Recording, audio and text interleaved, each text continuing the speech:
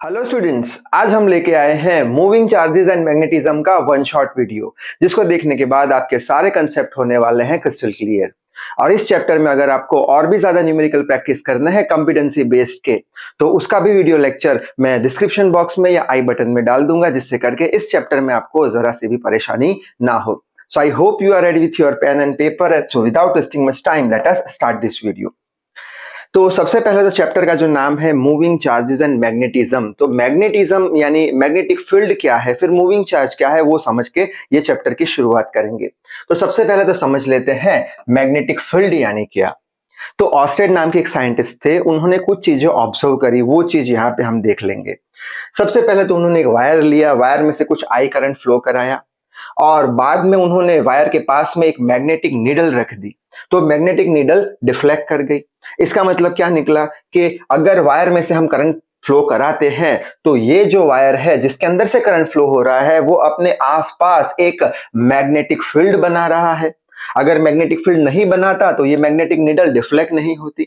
यानी एक कंक्लूजन तो समझ में आ गया, कौन सा, कि ऑस्टेड ने क्या ऑब्जर्व किया कि जो करंट कैरिंग वायर है वो अपने आसपास क्या प्रोड्यूस करता है, मैग्नेटिक फील्ड को प्रोड्यूस करता है। ये चीज समझ में आ गई। दूसरा ऑब्जर्वेशन क्या था कि उन्होंने जब करंट को रिवर्स कराया, यानी पहले ऊपर की डायरेक्शन में करंट फ्लो करा रहे थे, बाद में अगर नीचे की डायरेक्शन में करंट फ्लो कराया, तब भी मैग्नेटिक फील्ड तो क्रिएट हुआ। जब भी हम करंट फ्लो कराएंगे, मैग्नेटिक फील्ड तो वायर के आसपास प्रोड्यूस होने वाली है। लेकिन इस बार क्या हुआ कि ये जो मैग्नेटिक नीडल है वो उसकी ऑपोजिट डायरेक्शन में डिफ्लेक्ट हो गई। ऑपोजिट डायरेक्शन में डिफ्लेक्ट हुआ यानी क्या हो गया कि मैग्नेटिक फील्ड तो है, लेकिन उसका डायरेक्शन कैसा हो गया है, चेंज हो गया है। इस पे से हम क्या कंक्लूजन बना सकते हैं कि अगर करंट का डायरेक्शन चेंज करेंगे तो मैग्नेटिक फील्ड का डायरेक्शन भी चेंज होगा। यानी कि ये जो मैग्नेटिक फील्ड है वो क्या है, एक वेक्टर क्वांटिटी है। बस ये दो ऑब्जर्वेशन याद रखने हैं। पहला ऑब्जर्वेशन कौन सा याद रखेंगे कि करंट कैरिंग वायर हमेशा अपने आसपास क्या बनाता है, मैग्नेटिक फील्ड बनाता है, और करंट की डायरेक्शन चेंज करने पर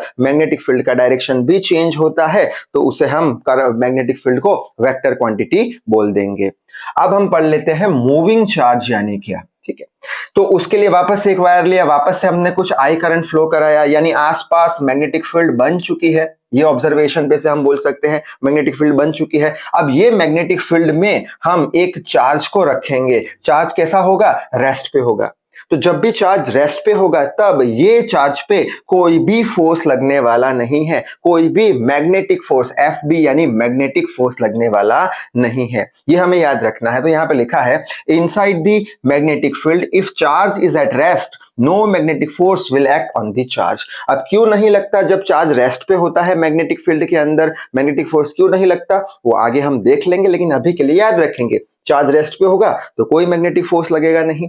अच्छा, और अगर हम मैग्नेटिक फील्ड में चार्ज को अगर v वेलोसिटी से ले जाए, यानी चार्ज को मूव कराए, चार्ज मोशन में होगा, तब उसके ऊपर मैग्नेटिक फोर्स का वैल्यू 0 नहीं होगा, तब कुछ इसके ऊपर मैग्नेटिक फोर्स लगने वाला है। क्यों इसमें नहीं लगेगा रेस्ट पे, देख लेंगे। क्यों इस पे लगेगा वो भी देख लेंगे। ठीक है, अभी सिर्फ याद रखेंगे दो लाइन। पहली लाइन कौन सी, चार्ज अगर रेस्ट पे है, किसके अंदर, मैग्नेटिक फील्ड के अंदर, तब उस पर कोई मैग्नेटिक फोर्स नहीं लगेगा। और दूसरा कौन सा, कि चार्ज अगर मोशन में है, मोशन में चार्ज है, तो उसके ऊपर, चार्ज के ऊपर कुछ फोर्स लगेगा, और ये फोर्स कुछ ये डायरेक्शन में लगेगा, मैग्नेटिक फोर्स, जिसके कारण चार्ज का जो पाथ है वो ऐसे करके कुछ डेविएट हो जाएगा। बस ये दो लाइन याद रखनी है। रेस्ट पे होगा, कोई मैग्नेटिक फोर्स नहीं लगेगा। इलेक्ट्रोस्टैटिक्स में हमने पढ़ा था कौन सी चीज, कि अगर चार्ज इलेक्ट्रिक फील्ड में रखा है रेस्ट पे, तो उसके ऊपर कुछ इलेक्ट्रिक फोर्स लगने वाला है, यानी 0 नहीं होगा। और मोशन में होगा चार्ज, तब तो इलेक्ट्रिक फोर्स लगेगा ही। यानी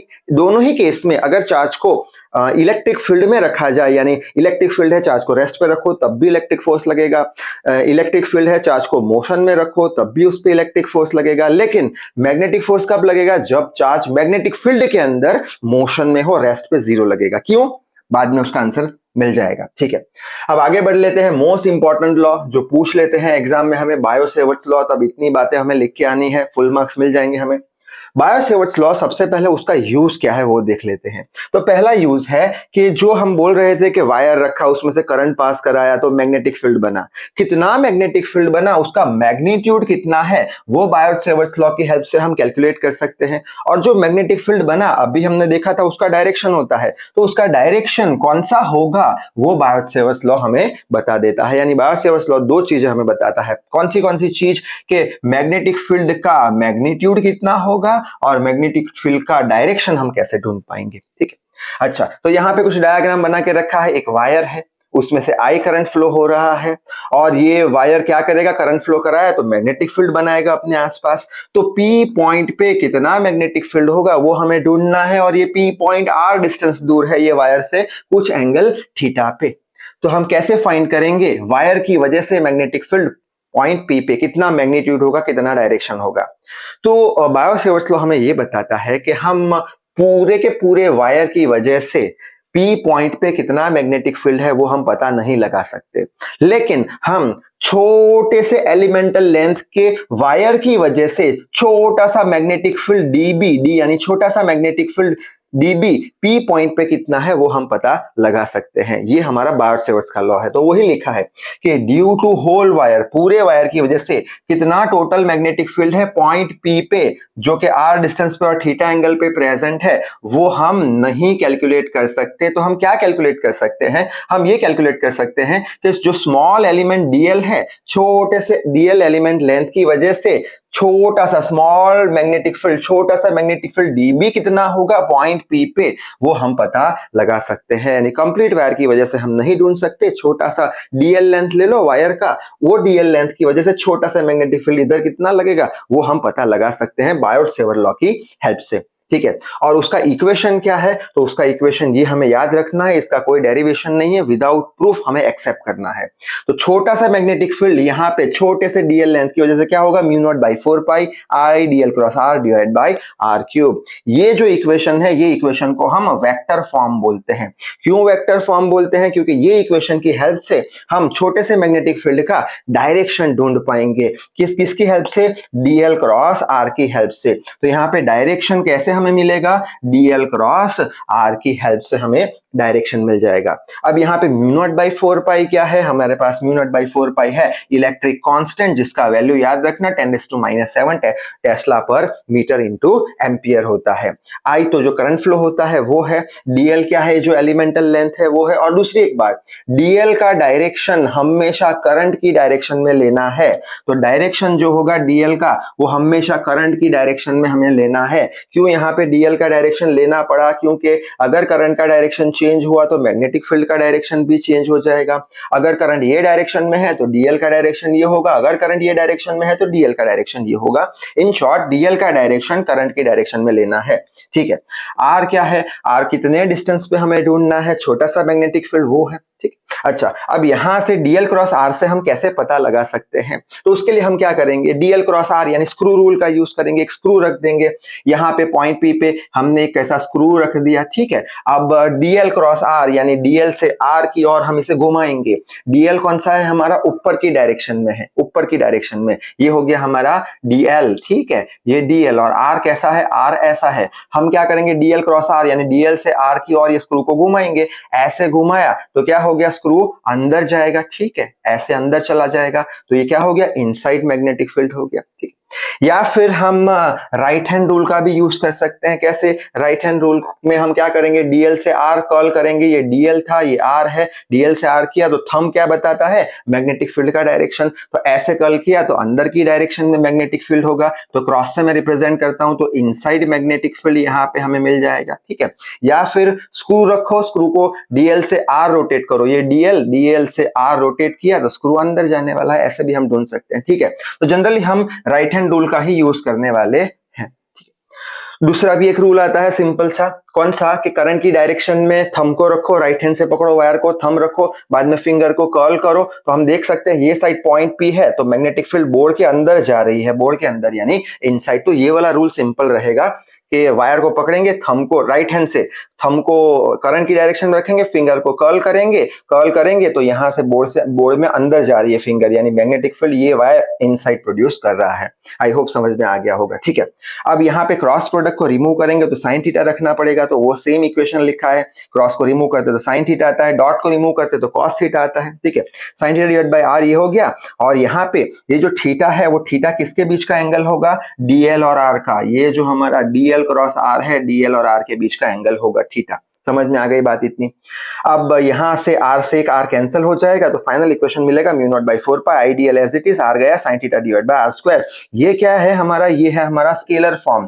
क्यों स्केलर फॉर्म, क्योंकि इसकी हेल्प से हम क्या फाइंड कर सकेंगे, मैग्नीट्यूड कितना है छोटे से मैग्नेटिक फील्ड डीबी का, कितने डिस्टेंस पे, आर डिस्टेंस पे, किसकी वजह से, डीएल एलिमेंटल लेंथ की वजह से। तो ये हो गया हमारा बायो-सेवर्ट्स लॉ।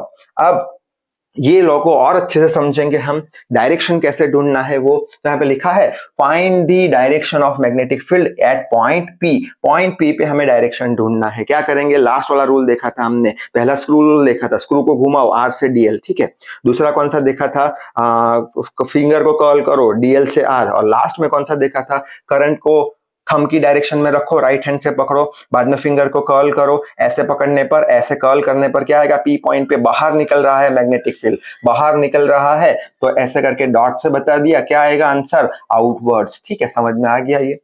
बाद में वायर ऐसे है, या फिर वो भी रूल लगा सकते हैं, जैसे कि सपोज करते हैं, सपोज कहां से भी ले लेते हैं, ये हमारा हो गया आर और ये हो गया हमारा डीएल। डीएल कैसे है, डीएल ऐसे है, आर ऐसे है, कर्ल करो डीएल से आर, डीएल से आर, थंब बाहर आया, मैग्नेटिक फील्ड कैसी आ गई, आउटवर्ड आ गई। तो वो भी आप यूज कर सकते हो, ठीक है। हम तो सिंपल रूल यूज करेंगे, कॉम्प्लिकेशन ना हो उसके कारण। अब ऐसे है कुछ, पी पॉइंट पे ढूंढना है, थंब को रखो, कर्ल करो, फिंगर कर्ल किया तो देख सकते हैं यहां से बाहर आ रहा है, नीचे की साइड, हाँ ऊपर की साइड अंदर जा रहा है लेकिन नीचे की साइड बाहर आ रहा है, यानी मैग्नेटिक फील्ड कैसी होगी, यहाँ पे डॉट बना के आउटवर्ड बता दी, ठीक है।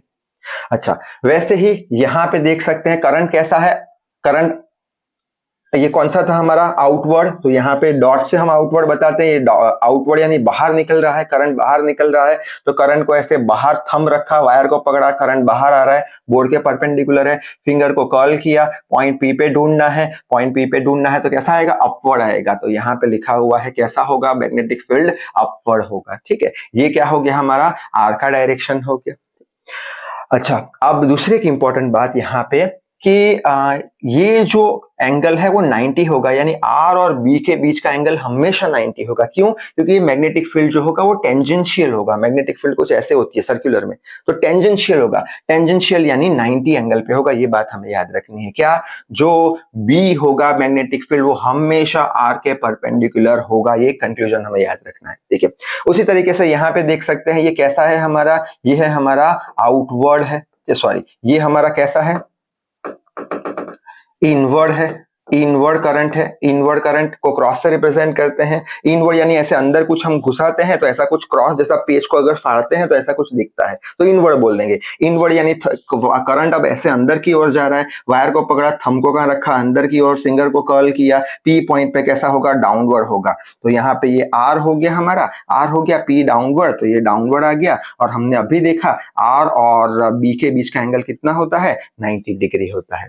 दूसरी एक इंपॉर्टेंट बात, जो मैग्नेटिक फील्ड होता है वो डीएल के भी परपेंडिकुलर होता है। कैसे, यहाँ पे देख लेते हैं, ये हमारा डीएल बोर्ड के प्लेन में है, बोर्ड के प्लेन में है, और बी कैसा है, आउटवर्ड, आउटवर्ड यानी बाहर आ रहा है, बोर्ड के परपेंडिकुलर प्लेन में है। डीएल बोर्ड के प्लेन में है और बी बोर्ड के परपेंडिकुलर प्लेन में है, दोनों प्लेन एक दूसरे के परपेंडिकुलर है, यानी डीएल और बी दोनों कैसे होंगे, डीएल और बी दोनों परपेंडिकुलर होंगे, तो ये डीएल और बी दोनों परपेंडिकुलर है, यहां से भी समझ सकते हैं। ये कैसा है, इनवर्ड है, यानी डीएल कैसा होगा करंट की डायरेक्शन में, इनवर्ड, बोर्ड के परपेंडिकुलर है डीएल। और हमारा बी कैसा है, बी कैसा है हमारा बोर्ड के प्लेन में है, ये पैरेलल प्लेन में है। और डीएल कैसा है, अंदर है, दोनों 90 एंगल पे। यानी इन शॉर्ट हमें ये दो बात याद रखनी है, क्या, मैग्नेटिक फील्ड हमेशा आर के परपेंडिकुलर होगा और मैग्नेटिक फील्ड हमेशा डीएल के या फिर करंट के परपेंडिकुलर, ऐसा भी हम बोल सकते हैं। ठीक है, आगे बढ़ लेते हैं।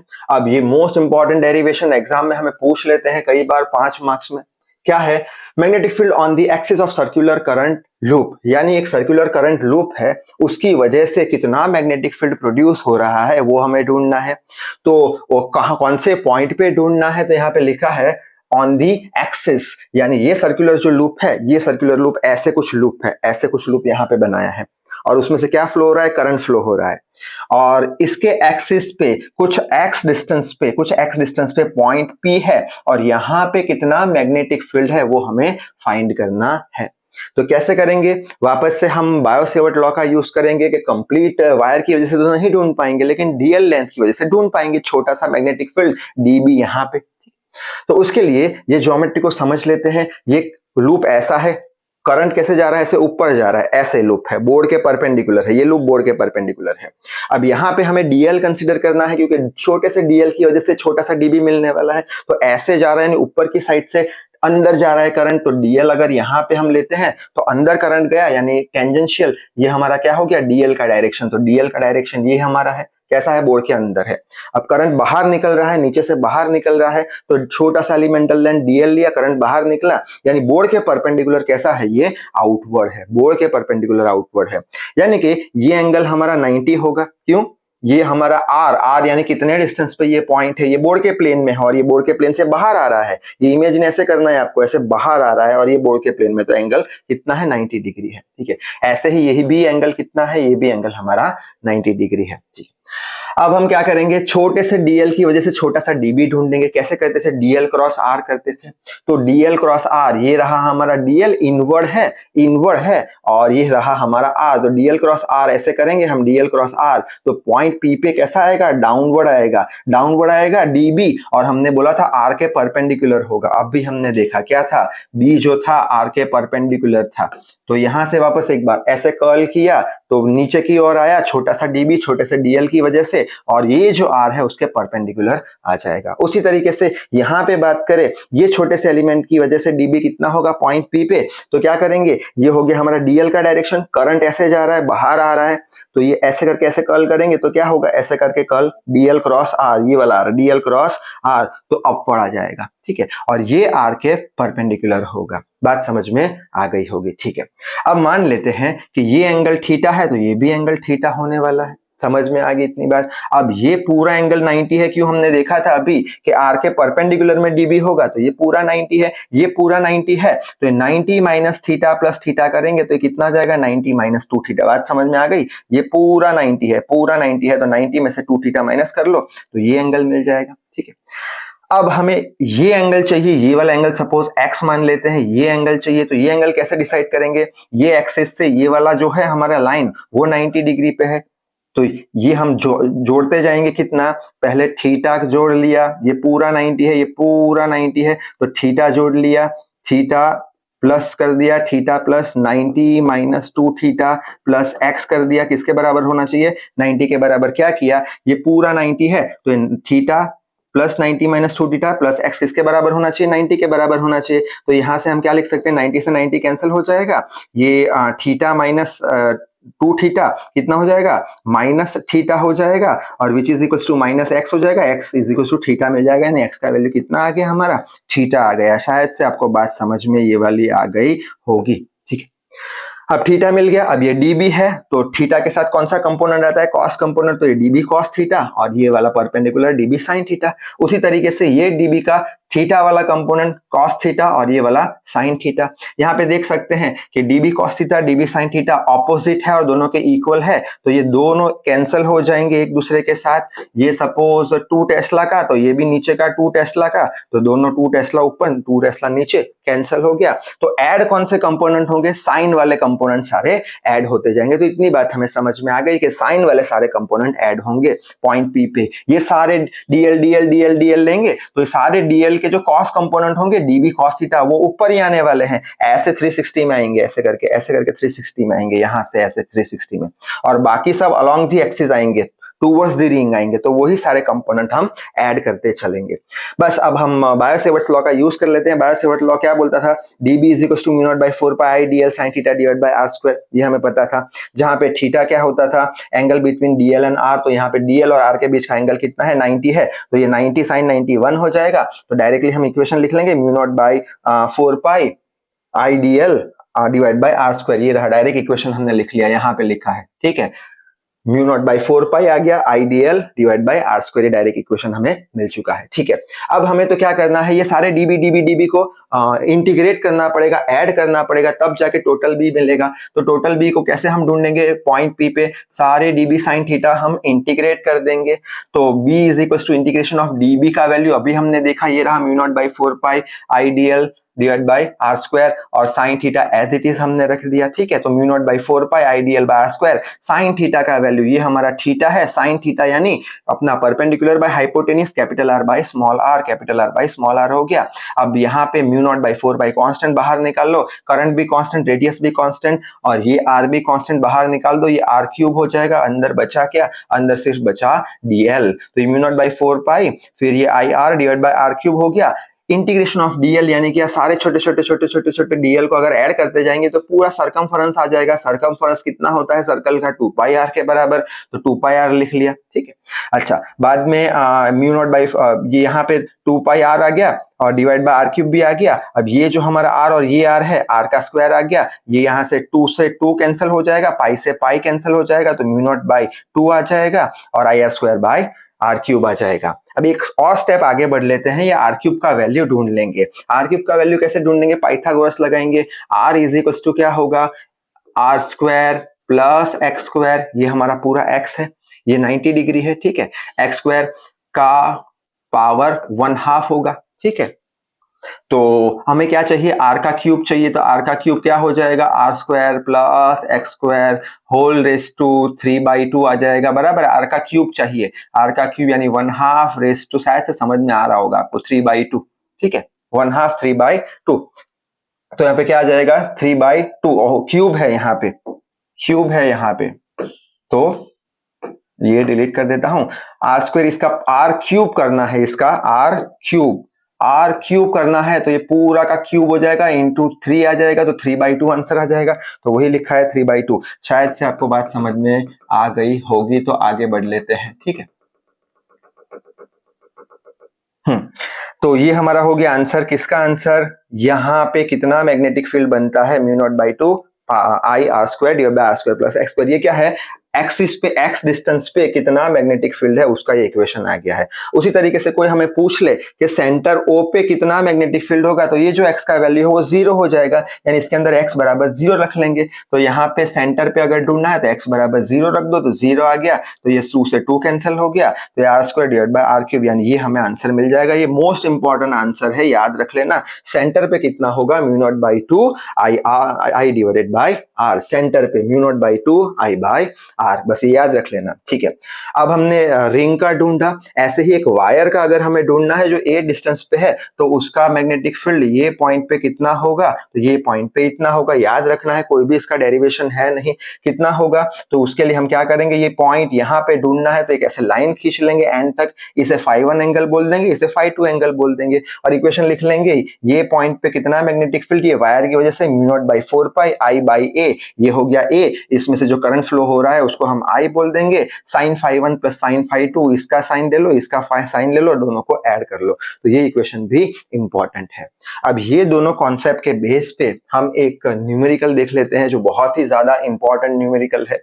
यहाँ पे क्या दिया है, ऐसा कुछ शेप का वायर दिया है, और ये जो हमारा सर्कल है ये क्वाड्रेट सर्कल है, क्वाड्रेट यानी चौथाई भाग का सर्कल है, उसका रेडियस कितना है, ए के बराबर दिया है। पॉइंट ओ पे हमें क्या पूछा है, पॉइंट ओ पे हमें मैग्नेटिक फील्ड ढूंढनी है, ये पूरे ऐसे शेप के वायर की हेल्प से। तो हम क्या करेंगे, वायर को 3 पार्ट में डिवाइड कर देंगे, हर एक पार्ट की हेल्प से मैग्नेटिक फील्ड का वैल्यू ढूंढेंगे और बाद में ऐड कर देंगे। तो सपोज करते हैं ये वाला फर्स्ट पार्ट हमने ले लिया, ये वाला फर्स्ट पार्ट ले लिया, यहां से ये O पॉइंट A डिस्टेंस पे दूर है तो कर लिया। ये वायर की वजह से कितना मैग्नेटिक फील्ड होगा, तो अभी हमने देखा था हमें ज्वाइन करने होंगे एंड्स इसके वो पॉइंट से, तो यहाँ पे हमने ज्वाइन कर दिया ये और ये हमारा सपोज φ1 कितना दिख रहा है 90, और ये हमारा φ2 0 के बराबर होगा। क्यों 0 के बराबर होगा, क्योंकि ये वायर कितना दूर जा रहा है, इनफाइनाइट दूर जा रहा है। इनफाइनाइट यानी बहुत लंबा वायर है, तो यहां से करीब करीब जब उसके पास पहुंचेगा तो 0 के बराबर वो एंगल बताएगा। बात समझ में आ रही होगी। जैसे कि दो रेल की पट्टियां हैं, जब दो रेल की पट्टियां हम दूर तक देखते हैं तो क्या होता है, दोनों एक दूसरे के साथ चिपक रही है, यानी इनफाइनाइट डिस्टेंस पे एंगल कितना हो जाएगा, 0 हो जाएगा। तो ये 0 के बराबर है। बस अब जो हमने इक्वेशन देखा था कौन सा, ये वाला वायर की वजह से μ0/4πI/a वाला, वही लिखेंगे μ0/4πI/a sin φ1 sin φ2 sin φ1 90 sin φ2 ये sin 0 0 हो जाएगा, sin 90 1 हो जाएगा, तो ये μ0/4πI/a आ जाएगा। ये तो हो गया मैग्नीट्यूड, ये वायर की वजह से कितना मैग्नेटिक फील्ड बना O पे। अब इसका डायरेक्शन कैसे ढूंढेंगे, तो डायरेक्शन, करंट ये डायरेक्शन में, राइट हैंड को ये डायरेक्शन में, थंब को ये डायरेक्शन में रखो, कॉल करो तो वो अंदर की साइड जा रहा है। मैग्नेटिक फील्ड कैसा है, इनवर्स है। ये बात समझ में आ गई। अब देख लेते हैं पार्ट 2, ये वाला हमारा जो चौथाई भाग का सर्कल है, ये इधर से लेके इधर तक का, उसकी वजह से मैग्नेटिक फील्ड ढूंढ लेंगे। ये रहा जिसका रेडियस r है, ठीक है। हमें तो पूरे सर्कल की वजह से सेंटर पे कितना है उसका वैल्यू हमें पता है, वो हमने देखा था। ये रहा μ0/2I/a, ठीक है। तो पूरे सर्कल की वजह से कितना होता है, μ0/2I/a, I/r, r क्या है हमारा रेडियस है, रेडियस r किसके बराबर है, a के बराबर है। और ये चौथा ही भाग है, तो ये पूरे इक्वेशन को डिवाइड बाय 4 कर देंगे, तो 1/4 आ गया, μ0/2I/a, a क्या हो गया, रेडियस के बराबर, ठीक है। तो इतना मैग्नेटिक फील्ड होगा, कौन सी डायरेक्शन में होगा, तो मैग्नीट्यूड हो गया। तो वापस से फिंगर को हम, थंब को ऐसे रखेंगे, ये थंब को ऐसे हमने रखा ऐसे, और कर्ल किया फिंगर, तो O पे क्या कर रहा है, O पे अंदर जा रहा है, तो यहाँ पे भी हम लिख लेंगे इनवर्ड होगा मैग्नेटिक फील्ड। अब लास्ट वायर, ये वाला 3rd नंबर का वायर हमने ले लिया, 3rd नंबर का वायर यहाँ पे बनाया, 3rd नंबर का वायर यहाँ पे O डिस्टेंस पे वापस से ज्वाइन कर लेंगे, ये और ये, तो ये और ये हमारा ये एंगल हो जाएगा कितना, ये यहाँ पे A यहाँ पे है, तो ये A और ये φ1 φ2 वापस से इनफाइनाइट लंबा है, तो एंगल कितना हो जाएगा, 0, और ये 90 हो जाएगा। यानी सेम केस मिलेगा इसके जैसा, μ0/4πI/a sin φ1 + φ2, φ1 कितना लिया है 90, यानी 1 हो जाएगा, φ2 कितना है 0, तो 0 पूरा टर्म निकल जाएगा, तो μ0/I। और डायरेक्शन कौन सा होगा, ऐसे किया, नीचे रखा थंब को, कर्ल किया, O में अंदर गया, O अंदर गया, यानी इनवर्ड आ जाएगा। अब हमें तो टोटल मैग्नेटिक फील्ड O पे चाहिए तीनों वायर की वजह से, तो टोटल मैग्नेटिक फील्ड क्या होगा, B1 plus B2 plus B3 कर देंगे, तो नेट मैग्नेटिक फील्ड B1 कितना है, लिख लिया μ0/4πI/a, प्लस ये वाला लिख लिया 1/4 वाला, प्लस ये वाला μ0/4πI/a लिख लिया। इसमें से कुछ कॉमन निकल जाएगा, वो निकाल दो, तो यहाँ पे μ0I और 4 सब में से कॉमन निकल रहे हैं, μ0I/4, यहां से भी μ0I/4, बस कॉमन ले लिया, μ0I/4, ए भी कॉमन निकल रहा है, तो यहाँ पे ए भी कॉमन निकल रहा है, ठीक है। तो बचा के अंदर, बचा के यहाँ पे 1/π बच गया, प्लस साइन यहाँ पे 1/2 बच गया, प्लस साइन 1/π बच गया। और नेट मैग्नेटिक फील्ड की इतनी कौन सी डायरेक्शन में होगी, सभी की वजह से अंदर की डायरेक्शन में है, तो टोटल नेट मैग्नेटिक फील्ड अंदर की डायरेक्शन में होगी, और इतना इसका मैग्नीट्यूड होगा। सो आई होप ये न्यूमेरिकल आपको समझ में आ गया होगा। अब आगे बढ़ लेते हैं एम्पियर सर्किटल लॉ की तरफ। अभी हमने देखा बायो-सेवर्ट लॉ। बायो-सेवर्ट लॉ का यूज क्या होता था कि वो एक वायर की वजह से कितने कोई डिस्टेंस पे मैग्नेटिक, छोटा सा मैग्नेटिक फील्ड कितना है वो पता लगाता था। एम्पियर सर्कुलर लॉ का यूज क्या है, वो भी सेम चीज करेगा, लेकिन जब एक से ज्यादा वायर देके रखे होंगे तब इसका यूज हम कर लेंगे कि use to find the magnetic field due to more than one wire, ठीक है। अब एम्पियर जो हमारा बायो-सेवर्ट लॉ था, वो भी एक से ज्यादा वायर हो तो उसकी वजह से मैग्नेटिक फील्ड एक पॉइंट पे ढूंढ सकता है, लेकिन उसके लिए प्रोसेस कॉम्प्लिकेटेड हो जाती है। यहाँ पे देखा हमने, प्रोसेस एक से ज्यादा वायर है तो कॉम्प्लिकेटेड हो जाती थी। तो यहाँ पे दो वायर की हेल्प से मैग्नेटिक फील्ड एक पॉइंट पे कितना है वो ये एम्पियर सर्कुलर लॉ हमें बता देता है। अब कैसे ढूंढ सकते हैं, तो यहाँ पे स्टेप लिखे हुए हैं। सपोज करते हैं हमारे पास दो वायर है, एक वायर में से करंट ऐसे इनवर्ड जा रहा है और दूसरे वायर में से करंट ऐसे आउटवर्ड जा रहा है। बोर्ड के परपेंडिकुलर इनवर्ड करंट है और ये आउटवर्ड करंट है, और हमें पूछा गया है कि पॉइंट P पे हमें मैग्नेटिक फील्ड का डायरेक्शन ढूंढना है। तो पॉइंट पी पे हम कैसे ढूंढेंगे मैग्नेटिक फील्ड का डायरेक्शन? तो उसके लिए फर्स्ट स्टेप क्या है कि एक हमें क्लोज लूप कंसीडर करना पड़ेगा जो पॉइंट पी में से पास होता हो और जो सिमेट्री हो, ठीक है। तो वो सेकंड पॉइंट में मैंने लिखा है, एक क्लोज लूप मैंने कंसीडर किया जो पॉइंट पी में से पास होता हो और सिमेट्री हो। हम यहाँ पे स्क्वायर भी ले सकते हैं, रेक्टेंगल भी ले सकते हैं, ट्राइंगल भी ले सकते हैं, लेकिन शर्त क्या है, वो सिमेट्री होना चाहिए, ये जो करंट है उसके अलोंग। नेक्स्ट क्या करेंगे, हम बाद में करंट के लूप का डायरेक्शन सिलेक्ट कर लेंगे। सपोज करते हैं हमने ये वाला डायरेक्शन सिलेक्ट किया, डायरेक्शन सिलेक्ट करना है बस। डायरेक्शन सिलेक्ट करने के बाद वापस से राइट हैंड लेंगे, उसके फिंगर को हम कर्ल करेंगे। तो ऐसे कर्ल किया, ये डायरेक्शन में है, थंब जो डायरेक्शन बताया वो डायरेक्शन का करंट पॉजिटिव ले लेंगे। तो यहाँ पे I1 की डायरेक्शन में ये कैसा है, ये इनवर्ड है, तो I1 की डायरेक्शन में थंब आया, तो ये I1 करंट कैसा हो गया, पॉजिटिव हो गया, और दूसरा करंट कैसा हो गया, नेगेटिव हो गया।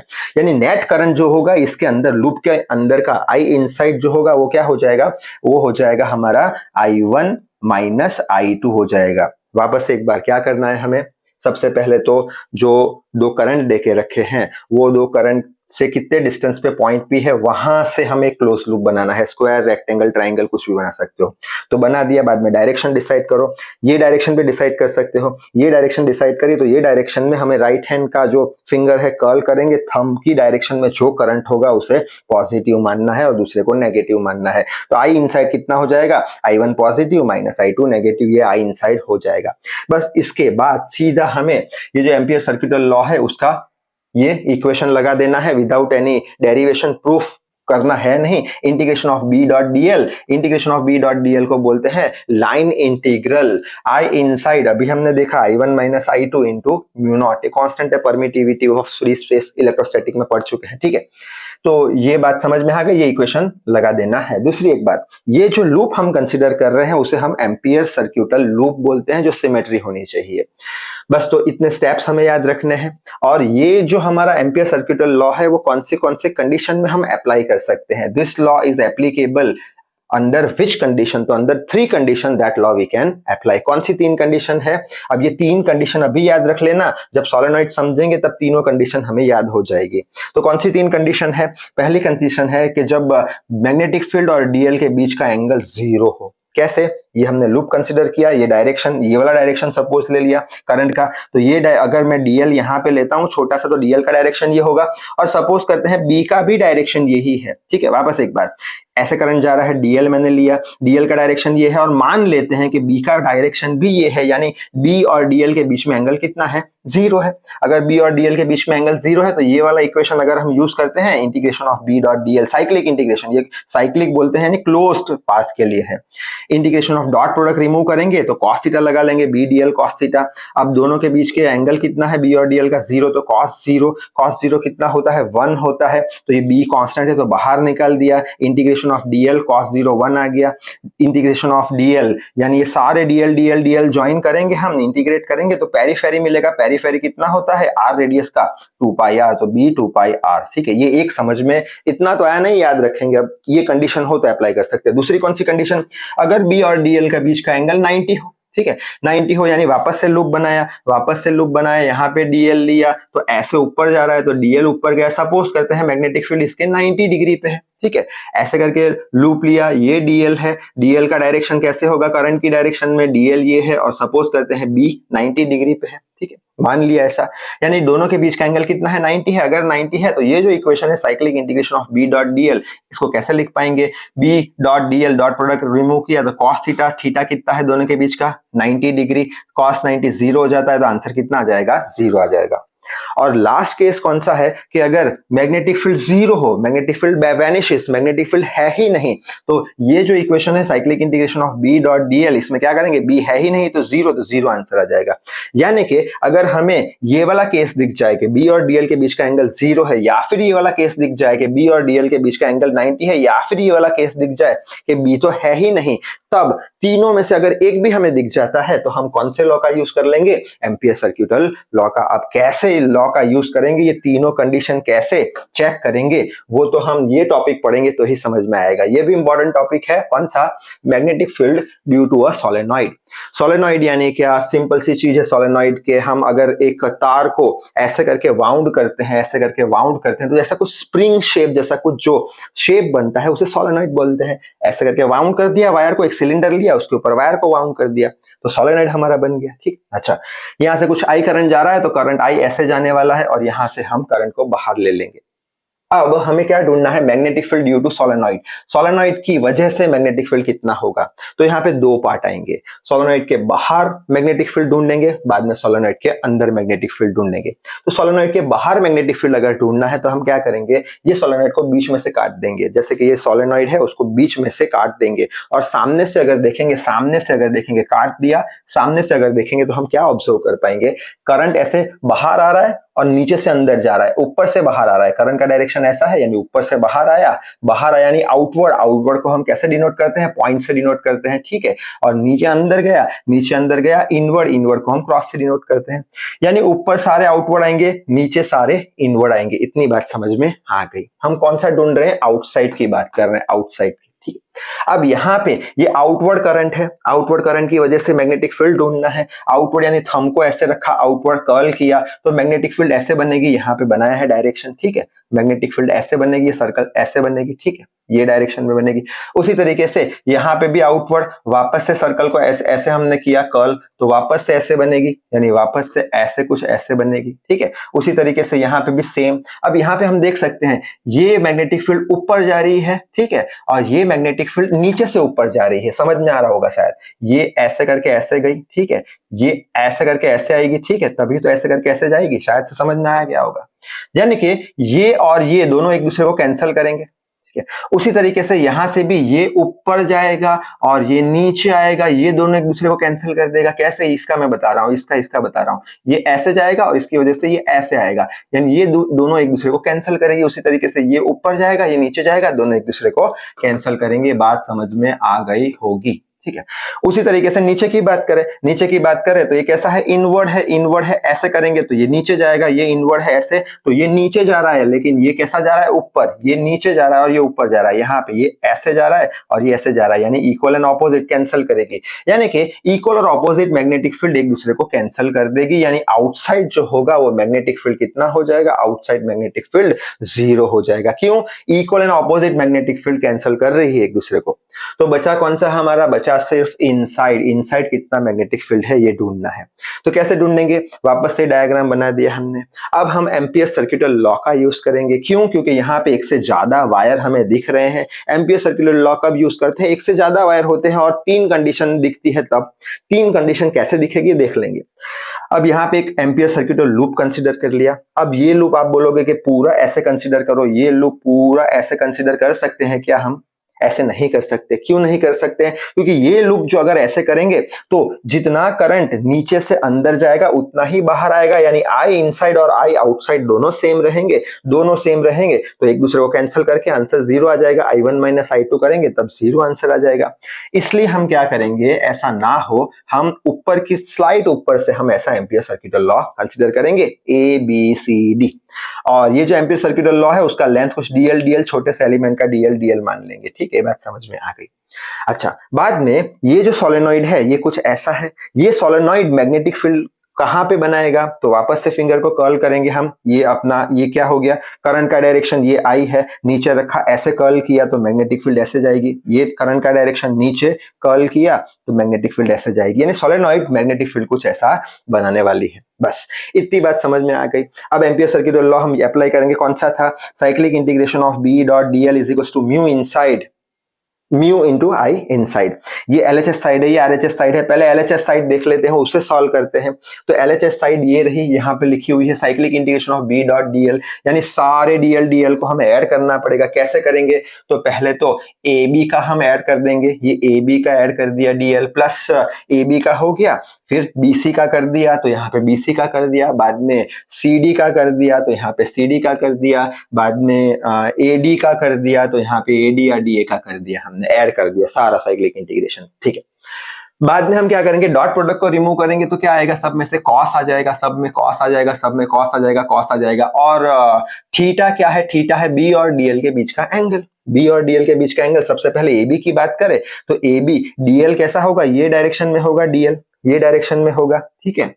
क्यों, करंट का डायरेक्शन ये है तो डीएल का डायरेक्शन डिसाइड कर दी, डीएल ये डायरेक्शन में और बी कौन सी डायरेक्शन में, यही डायरेक्शन में, यानी एंगल कितना है डीएल और बी के बीच का, जीरो। तो एंगल कितना लिख दिया हमने, जीरो लिख दिया, ठीक है। यहाँ पे फर्स्ट कंडीशन हम देख सकते हैं कौन सी, कि एंगल बी और डीएल के बीच में जीरो हो तब हम एम्पियर सर्कुलर लॉ अप्लाई कर सकते हैं, तो यहाँ पे जीरो है, ठीक है। अब बीसी की बात करें तो बीसी में भी बी और डीएल के बीच का एंगल कितना होगा, बीसी हमारा ये बीसी, डीएल तो ऊपर होगा, करंट ऊपर जा रहा है, और बी ऐसे होगा परपेंडिकुलर 90, ये बी का डायरेक्शन, ये डीएल का डायरेक्शन 90 डिग्री, ठीक है। ये डीएल और ये बी 90 डिग्री, तो ये 90 डिग्री आ गया, ठीक है। और दूसरा कंडीशन भी यहाँ पे सेटिस्फाई हो रहा है, कौन सा है, कि अगर बी और डीएल के बीच का एंगल 90 हो तब हम अप्लाई कर सकते हैं, ठीक है। आगे बढ़ लेते हैं।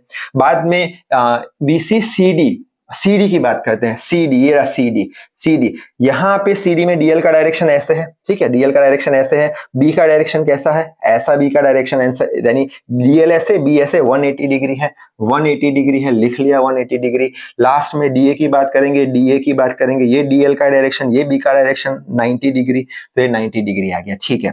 कॉस जीरो कितना होता है 1, तो एज इट इज लिख दिया, ये साइन कॉस 90 जीरो। अब ये cos 180 का हम क्या करें, तो यहाँ पे हम देख सकते हैं CD की बात करते हैं, CD ये कहाँ है, आउटसाइड है। आउटसाइड क्या मैग्नेटिक फील्ड होता है, आउटसाइड मैग्नेटिक फील्ड जीरो होता है, आउटसाइड मैग्नेटिक फील्ड जीरो, यानी जीरो कर दिया, यानी मैग्नेटिक फील्ड जीरो है। कौन सा केस था हमारा, मैग्नेटिक फील्ड वैनिशेस B बराबर जीरो, तब हम इसका यूज कर सकते हैं, ठीक है, समझ में आ गया। तो बाकी के सब जीरो हो जाएंगे, B जीरो हो जाएगा, तो यही बचाएगा, B को बाहर ले आएंगे, DL कर देंगे, सारे DL DL DL ऐड करते जाएंगे तो टोटल L मिल जाएगा हमें, ये क्या हो गया LHS, यानी ये साइड हमने ढूंढ ली है। अब हम RHS पे जाएंगे, RHS पे जाने के लिए हम ये लिख लेंगे I inside by mu naught. I inside कितना है, तो नंबर ऑफ वायर में जितना करंट होगा वो I इनसाइड हो जाएगा, यानी N इंटू I कर देंगे, ये तो I इनसाइड एक वायर का था, N इंटू I कर दिया, बस ये mu naught as it is लिख लिया, तो I इनसाइड म्यू नॉट। अब ये N जो हमने कंसिडर किया है N, उसको हमें रिप्लेस करना पड़ेगा किससे, number of turn per unit length से। तो यहाँ पे लिखा है number of turn per unit length कितना होगा, N बाई L, ठीक है।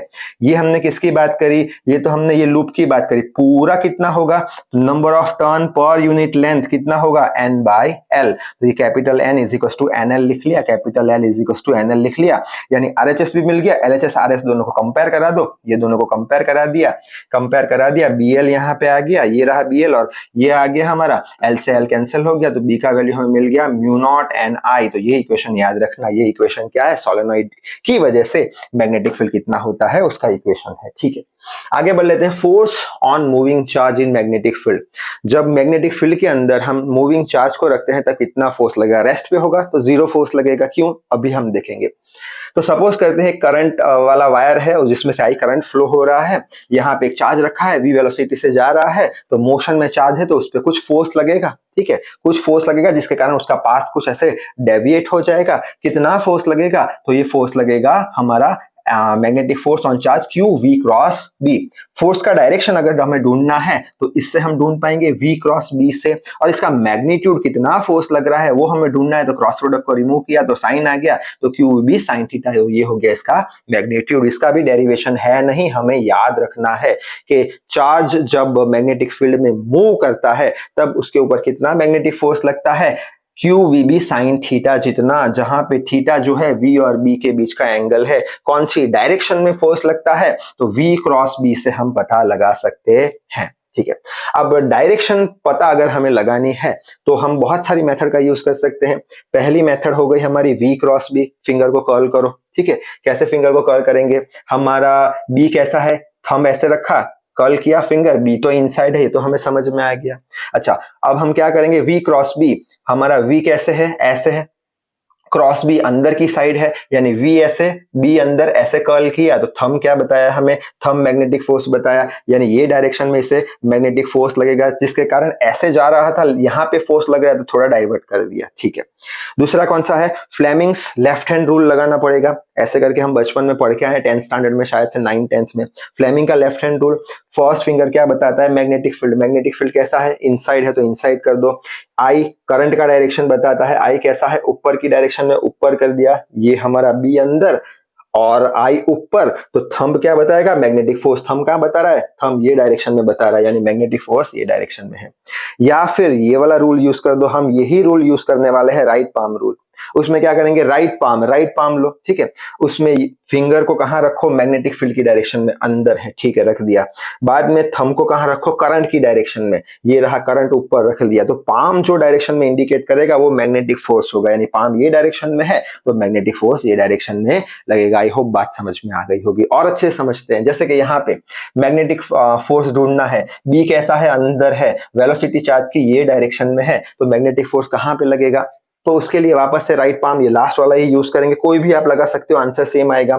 सबसे पहले मैग्नेटिक फील्ड फिंगर की डायरेक्शन में रख दिया, बाद में चार्ज का जो वेलोसिटी है उसकी डायरेक्शन में थंब रख लिया, क्योंकि यही डायरेक्शन में करंट फ्लो होगा, यही डायरेक्शन में तो करंट फ्लो होगा। जो चार्ज का मोशन होगा, पॉजिटिव चार्ज का मोशन, वही डायरेक्शन में करंट फ्लो होगा। पाम ऊपर की ओर आया तो इसके ऊपर फोर्स कहां लगेगा, मैग्नेटिक फोर्स ऊपर की डायरेक्शन में। उसी तरीके से यहाँ पे कैसा है, आउटवर्ड मैग्नेटिक फील्ड, डॉट यानी आउटवर्ड मैग्नेटिक फील्ड है, और करंट नीचे, चार्ज का वेलोसिटी नीचे ऐसे है, तो ये डायरेक्शन में फोर्स लगेगा, तो ये डायरेक्शन में मैग्नेटिक फोर्स लगने वाला है, ठीक है।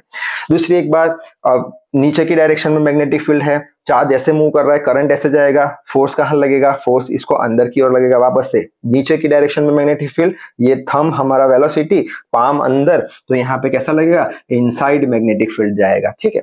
और लास्ट केस है, मैग्नेटिक फील्ड का डायरेक्शन ये है और वेलोसिटी ऐसे है, वापस से पाम रूल यूज करो, मैग्नेटिक फील्ड का डायरेक्शन, करंट का डायरेक्शन थंब, ये 180 पे तो मुड़ नहीं पाएगा, तो 180 पे नहीं मुड़ रहा, इसका मतलब क्या होगा, इस पे कोई मैग्नेटिक फोर्स लगेगा नहीं। यानी कि जब एंगल होगा बी और वी के बीच का कितना, 180, तब मैग्नेटिक फोर्स जीरो लगेगा। क्यों जीरो लगेगा, क्योंकि यहाँ पे हम देख सकते हैं V B sine theta, sine 180 कितना होता है, जीरो, यानी मैग्नेटिक फोर्स जीरो होगा। अगर वेलोसिटी चार्ज का ये डायरेक्शन में हो तब भी फोर्स जीरो लगेगा। क्यों, क्योंकि एंगल बिटवीन वी और बी कितना हो जाएगा, जीरो हो जाएगा, साइन जीरो जीरो हो जाएगा। दूसरी एक बात कि चार्ज जब रेस्ट पे होगा तब मैग्नेटिक फोर्स क्यों जीरो लगेगा, क्योंकि इसका इक्वेशन क्या है, Q V B sine theta. Magnetic force कब लगेगा, जब चार्ज के पास कुछ वेलोसिटी होगा, अगर चार्ज का वेलोसिटी जीरो हो गया तो मैग्नेटिक फोर्स भी जीरो हो जाएगा, ठीक है। आगे बढ़ लेते हैं, नेक्स्ट देखते हैं path of charge in magnetic field. तो अभी हमने देखा कि जब मैग्नेटिक फील्ड में चार्ज होता है मोशन में, तब उस पर कितना फोर्स लगता है, Q V B sine theta जितना लगता है। और चार्ज का पाथ जो है वो कौन डिसाइड करता है, तो चार्ज का जो पाथ है वो एंगल जो है वो डिसाइड करता है। यानी कि चार्ज का पाथ किस पे डिपेंड करता है, एंगल थीटा पे डिपेंड करता है। तो यहाँ पे हम कुछ अलग अलग केस लेंगे थीटा के, और उस पे से हम पाथ बताएंगे कौन सा पाथ होगा चार्ज का। तो पहला केस हम ले लेते हैं, केस 1, कौन सा, कि अगर थीटा बराबर 0 या 180 है, यानी कि थीटा क्या होता है, v और b के बीच का एंगल, थीटा बराबर 0 यानी v चार्ज मैग्नेटिक फील्ड की डायरेक्शन में ही जा रहा है, और थीटा 180 यानी मैग्नेटिक फील्ड ऐसे और चार्ज उसकी ऑपोजिट डायरेक्शन में जा रहा है। अब हमें पता है क्या, साइन 0 0 होता है, साइन 180 0 होता है। लास्ट केस देखा था अभी हमने, यहाँ पे लास्ट केस देखा था हमने, 180 या 0 तो मैग्नेटिक फोर्स 0। तो अगर थीटा 0 या 180 है तो मैग्नेटिक फोर्स कितना लगेगा, 0 लगेगा, ठीक है, ये समझ में आ गया। केस नंबर 2 लेते हैं। केस नंबर 2 में क्या लेंगे कि अगर थीटा 90 होगा, थीटा 90 होगा यानी क्या, V और B के बीच का एंगल 90 होगा, V और B परपेंडिकुलर होगा, ठीक है। तो उसके लिए ऐसा कुछ हमने ये क्रॉस से रिप्रेजेंट किया है। मैग्नेटिक फील्ड कौन सी मैग्नेटिक फील्ड है, इनसाइड मैग्नेटिक फील्ड है। वो मैग्नेटिक फील्ड में हमने एक चार्ज लिया है और ये चार्ज v वेलोसिटी से ऐसे जा रहा है।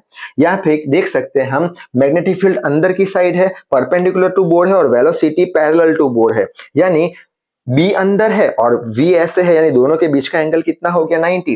V कैसा है, पैरेलल है बोर्ड के, और B कैसा है, अंदर है, यानी V और B के बीच का एंगल 90 है। तब क्या होगा देख लेते हैं। तो चार्ज जब यहां से ऐसे जाता होगा तो चार्ज पे कितना फोर्स लगेगा, राइट हैंड पाम रूल से ढूंढेंगे।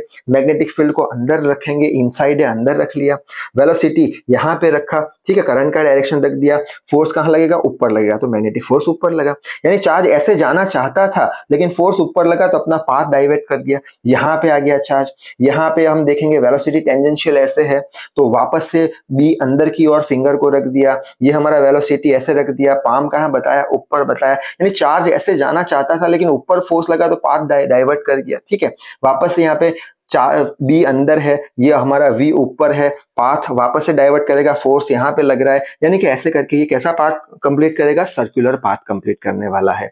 तो जब थीटा 90 हो यानी V और B के बीच का एंगल 90 हो तब ये सर्कुलर मोशन करने वाला है।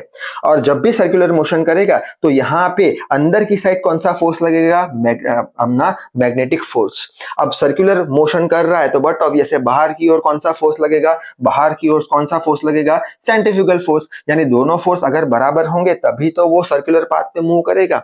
सेंट्रीफ्यूगल फोर्स यानी कि आप पत्थर लिया, उसको रस्सी से बांधा, ऐसे घुमाया तो सेंटर से अवे जो फोर्स लगेगा उसे सेंट्रीफ्यूगल फोर्स बनेंगे, और सेंटर की और जो फोर्स लगेगा कौन सा लग रहा है हमारा, सेंट्रीपिटल फोर्स, कौन सा, मैग्नेटिक फोर्स, दोनों बराबर होंगे। मैग्नेटिक फोर्स कितना होता है अभी देखा हमने, QVB sin थीटा जितना, तो QVB sin थीटा लिख लिया यहाँ पे। सेंट्रीफ्यूगल फोर्स हम पढ़ क्या है 11th में, mv स्क्वायर बाय r जितना होता है। r क्या है, इसका रेडियस मान लेते हैं हम। ठीक है, अब यहाँ पे थीटा क्या है, angle between V and B, अभी देखा angle between V and B कितना है, 90 है, sin 90 कितना हो जाएगा 1, तो QVB is equal to mv square by r आ जाएगा। तो ये जो सर्कल का सर्कुलर पाथ है उसका रेडियस किसके बराबर होगा, mv बाई QB के बराबर।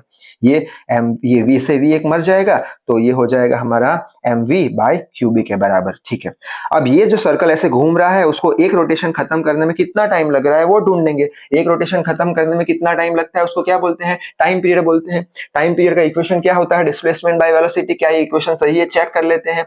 डिस्प्लेसमेंट क्या होता है मीटर में, वेलोसिटी कितना होता है मीटर पर सेकंड, मीटर से मीटर कैंसिल, सेकंड ऊपर चला जाएगा, सेकंड किसका है, यूनिट टाइम का, तो डिस्प्लेसमेंट बाय वेलोसिटी बराबर है।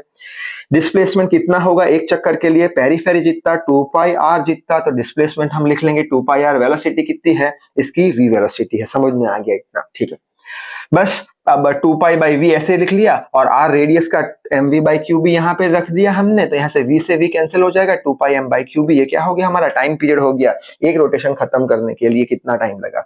उसी तरीके से इसकी फ्रीक्वेंसी भी ढूंढ सकते हैं। फ्रीक्वेंसी क्या होता है, टाइम का रेसिप्रोकल, तो 1/t यानी इसका रेसिप्रोकल यानी QB by 2 pi m, hertz में आंसर हमें मिल जाएगा। इसका एंगुलर फ्रीक्वेंसी भी हम ढूंढ सकते हैं। क्या है angular frequency, 2 pi f, 2 pi as it is, f का आंसर ये पूरा हमने यहाँ पे रख दिया, तो 2 पाई से 2 पाई कैंसिल, तो क्यूबी बाई m, रेडियन पर सेकंड हमें आंसर मिल जाएगा। ठीक है, तो ये तो हमारे हो गए दो केस। जीरो पहले एंगल V और B के बीच का, दूसरा कौन सा लिया हमने, 90 लिया। 90 लिया तब सर्कुलर पाथ आया, जीरो लिया तब कुछ नहीं हुआ, स्ट्रेट लाइन में ही जा सकता है वो अगर मोशन में है तो। अच्छा, तीसरा केस ले लेंगे हम कि अगर एंगल V और B के बीच में थीटा हो यानी 0 और 180 में तो देख लिया हमने, कोई मैग्नेटिक फोर्स नहीं लगेगा। ठीक है, सीधा ही जाएगा, और 90 में भी, 90 में क्या होगा, सर्कुलर पाथ कंप्लीट करेगा। अब हम लेंगे कि V और B के बीच का एंगल थीटा है, यानी ये हमारा B हो गया और ये हमारा यहाँ पे चार्ज, सपोज मान लेते हैं चार्ज कैसा, V वेलोसिटी से ऐसे जा रहा है, यानी एंगल कितना हो गया थीटा, किसके बीच का, V और B के बीच का एंगल। चार्ज, मैग्नेटिक फील्ड ऐसे है और चार्ज ये कुछ एंगल पे जा रहा है। ठीक है, अगर, अच्छा, अब ये ऐसे जा रहा है तो इसका वेलोसिटी का ये डायरेक्शन में कंपोनेंट होगा, थीटा के साथ कॉस कंपोनेंट आ जाएगा, इसको हम पैरेलल कंपोनेंट बोल देंगे। क्यों, मैग्नेटिक फील्ड के साथ पैरेलल में है। और ये कंपोनेंट को हम v sin थीटा बोल देंगे। ये v sin थीटा कैसा कंपोनेंट है, मैग्नेटिक फील्ड के परपेंडिकुलर, तो परपेंडिकुलर कंपोनेंट हमने इसको बोल दिया। ठीक है, अब दूसरी इंपॉर्टेंट बात, पैरेलल कंपोनेंट यानी एंगल जो है v और b के बीच का एंगल जीरो है तो कोई मैग्नेटिक फोर्स नहीं लगेगा, यानी स्ट्रेट लाइन में जाएगा। तो यहाँ पे लिखा है ड्यू टू पैरेलल कंपोनेंट, ये कंपोनेंट जो वेलोसिटी का है उसकी वजह से कोई मैग्नेटिक फोर्स लगेगा नहीं, तो ये तो मोशन में है ही ऑलरेडी, तो स्ट्रेट लाइन में ही जाने वाला है। ठीक है, अच्छा, दूसरा क्या है, परपेंडिकुलर कंपोनेंट, यानी v और b के बीच का एंगल 90 है। जब 90 होता है तो कैसा पाथ कवर करता है वो, सर्कुलर पाथ, अभी हमने देखा। ठीक है, तो यहाँ पे दो मोशन एक साथ हो रही है। परपेंडिकुलर कंपोनेंट क्या करा रहा है, सर्कुलर मोशन करा रहा है। देख सकते हैं कैसे सर्कुलर मोशन होगा, ये हमारा b का डायरेक्शन, ये v का डायरेक्शन परपेंडिकुलर कंपोनेंट का, तो फोर्स ऐसे लगेगा तो ऐसे जाएगा, फिर ऐसे ऐसे ऐसे, यानी ऐसे कुछ ये मोशन करेगा। परपेंडिकुलर कंपोनेंट की वजह से सर्कुलर मोशन करेगा, ये रहा परपेंडिकुलर की वजह से सर्कुलर मोशन करेगा, और पैरेलल की वजह से क्या करेगा, स्ट्रेट लाइन में जाएगा। ठीक है। तो यहाँ पे लिखा है पैरेलल की वजह से क्या करेगा, स्ट्रेट लाइन में जाएगा, परपेंडिकुलर की वजह से क्या करेगा, सर्कुलर मोशन करेगा, दोनों को ऐड करेंगे, दोनों को, ये सर्कुलर स्ट्रेट लाइन, तो ऐसे कुछ मोशन होने वाला है, यानी दोनों साथ में कंबाइन मोशन में ऐसा कुछ मोशन होगा। ये मोशन को हम क्या बोल देंगे, ये मोशन को हम बोल देंगे हेलिकल मोशन। यहाँ पे लिखा है हेलिकल पाथ पे ये मूव करेगा, जिसका रेडियस कुछ r के बराबर होगा, जिसका पिच कुछ p होगा। पिच यानी क्या, ये दो पिक है उसके बीच का जो डिस्टेंस होगा उसे हम पिच बोल देंगे। यहाँ पे p1 बराबर p2 बराबर p3 है, दो अलग अलग नहीं है, क्यों, क्योंकि यहाँ पे जब स्ट्रेट लाइन में जा रहा है तब मैग्नेटिक फोर्स कितना है, मैग्नेटिक फोर्स 0 है, इसलिए याद रखना वापस एक बार, पिच सेम है। क्यों सेम है, क्योंकि यहाँ पे मैग्नेटिक फोर्स लग नहीं रहा, इसलिए अगर कुछ लगता होता तो पिच अलग होते, वो नेक्स्ट केस में देख लेंगे।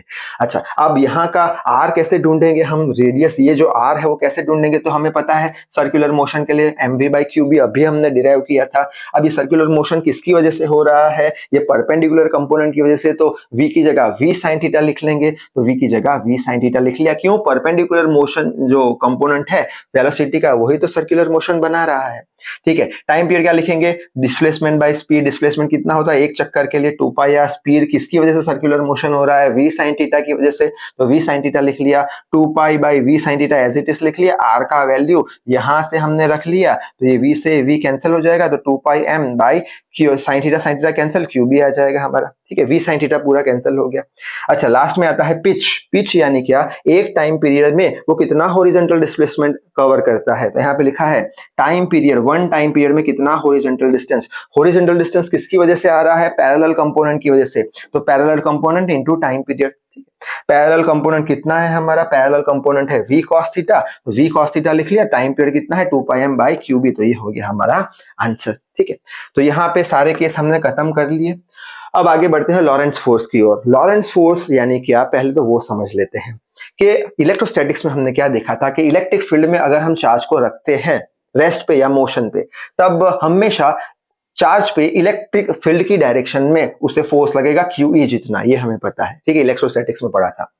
और अभी हमने क्या देखा कि अगर मैग्नेटिक फील्ड में अगर हम चार्ज को रखते हैं तो उस पर भी फोर्स लगता है, कितना फोर्स लगता है, QV क्रॉस B जितना फोर्स लगता है। ठीक है, यानी ये चार्ज इनसाइड मैग्नेटिक फील्ड में है, v वेलोसिटी से मूव कर रहा है, तो B ऐसे रखा, V ऐसे, तो ऊपर की डायरेक्शन में फोर्स लगेगा। अगर ये रेस्ट पे होगा तो 0 फोर्स लगेगा, क्यों, V का वैल्यू 0, तो रेस्ट पे तो 0 फोर्स लगेगा। ठीक, अगर हम चार्ज को इलेक्ट्रिक फील्ड और मैग्नेटिक फील्ड दोनों ही फील्ड में रख दे, यानी ऐसी फील्ड जिसके अंदर इलेक्ट्रिक फील्ड भी होगी मैग्नेटिक फील्ड भी होगी, जिसे हम इलेक्ट्रोमैग्नेटिक फील्ड बोल देंगे, तो जब चार्ज इलेक्ट्रोमैग्नेटिक फील्ड में होगा तब उस पर इलेक्ट्रिक फोर्स भी लगेगा QE जितना, और मैग्नेटिक फोर्स भी लगेगा QV भी जितना, साइन थीटा जितना। तो ये जो टोटल फोर्स है, इलेक्ट्रिक फोर्स और मैग्नेटिक फोर्स जो चार्ज पे लगता है, वो टोटल फोर्स को या नेट फोर्स को हम क्या बोल देंगे, लॉरेंट्ज फोर्स बोल देंगे। ठीक है, तो वही लिखा है, net force acting on the charge, कौन सा, inside the electromagnetic field, electric field का फोर्स प्लस मैग्नेटिक फील्ड का फोर्स, दोनों को हम ऐड करते हैं तो जो फोर्स चार्ज पे लगता है उसे हम क्या बोल देंगे, लॉरेंट्ज फोर्स बोल देंगे। इलेक्ट्रिक फोर्स कितना लगेगा, QE के बराबर, मैग्नेटिक फोर्स कितना लगेगा, QE भी साइन थीटा के बराबर। तो लॉरेंट्ज फोर्स समझ में आ गया होगा, इलेक्ट्रिक फील्ड का फोर्स और मैग्नेटिक फील्ड का फोर्स दोनों जब लगते हैं चार्ज पे, जब चार्ज इलेक्ट्रोमैग्नेटिक फील्ड में होता है तो उसे हम लॉरेंट्ज फोर्स बोल देंगे।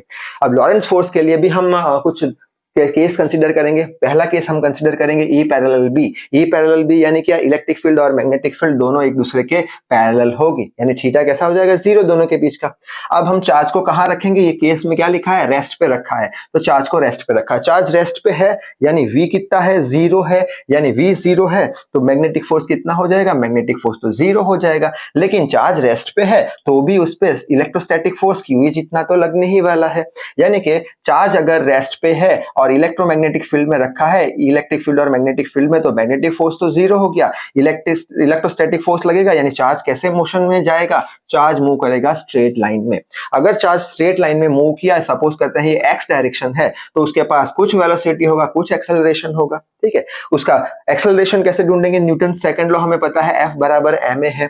फोर्स कितना लग रहा है, QE जितना फोर्स लग रहा है, ma, x डायरेक्शन में एक्सेलरेशन ढूंढना है तो एक को सब्जेक्ट बना देंगे, QE बाय m इतना एक्सेलरेशन होगा, एक्सेलरेशन इतना होगा तो वेलोसिटी कुछ होगा। तो हम जो हमारे इक्वेशंस है, 3 इक्वेशन, उसमें से एक इक्वेशन ले लिया, v = u + at मोशन के। वेलोसिटी चाहिए x डायरेक्शन में, तो इनिशियल वेलोसिटी x डायरेक्शन की कितनी होगी, चार्ज रेस्ट पे है तो ये 0 हो जाएगा। ax × t, ax कितना है, q/mt, यानी वेलोसिटी कुछ इतनी होगी और एक्सेलरेशन कुछ इतना होने वाला है। ठीक है, बात समझ में आ गई इतनी हमें।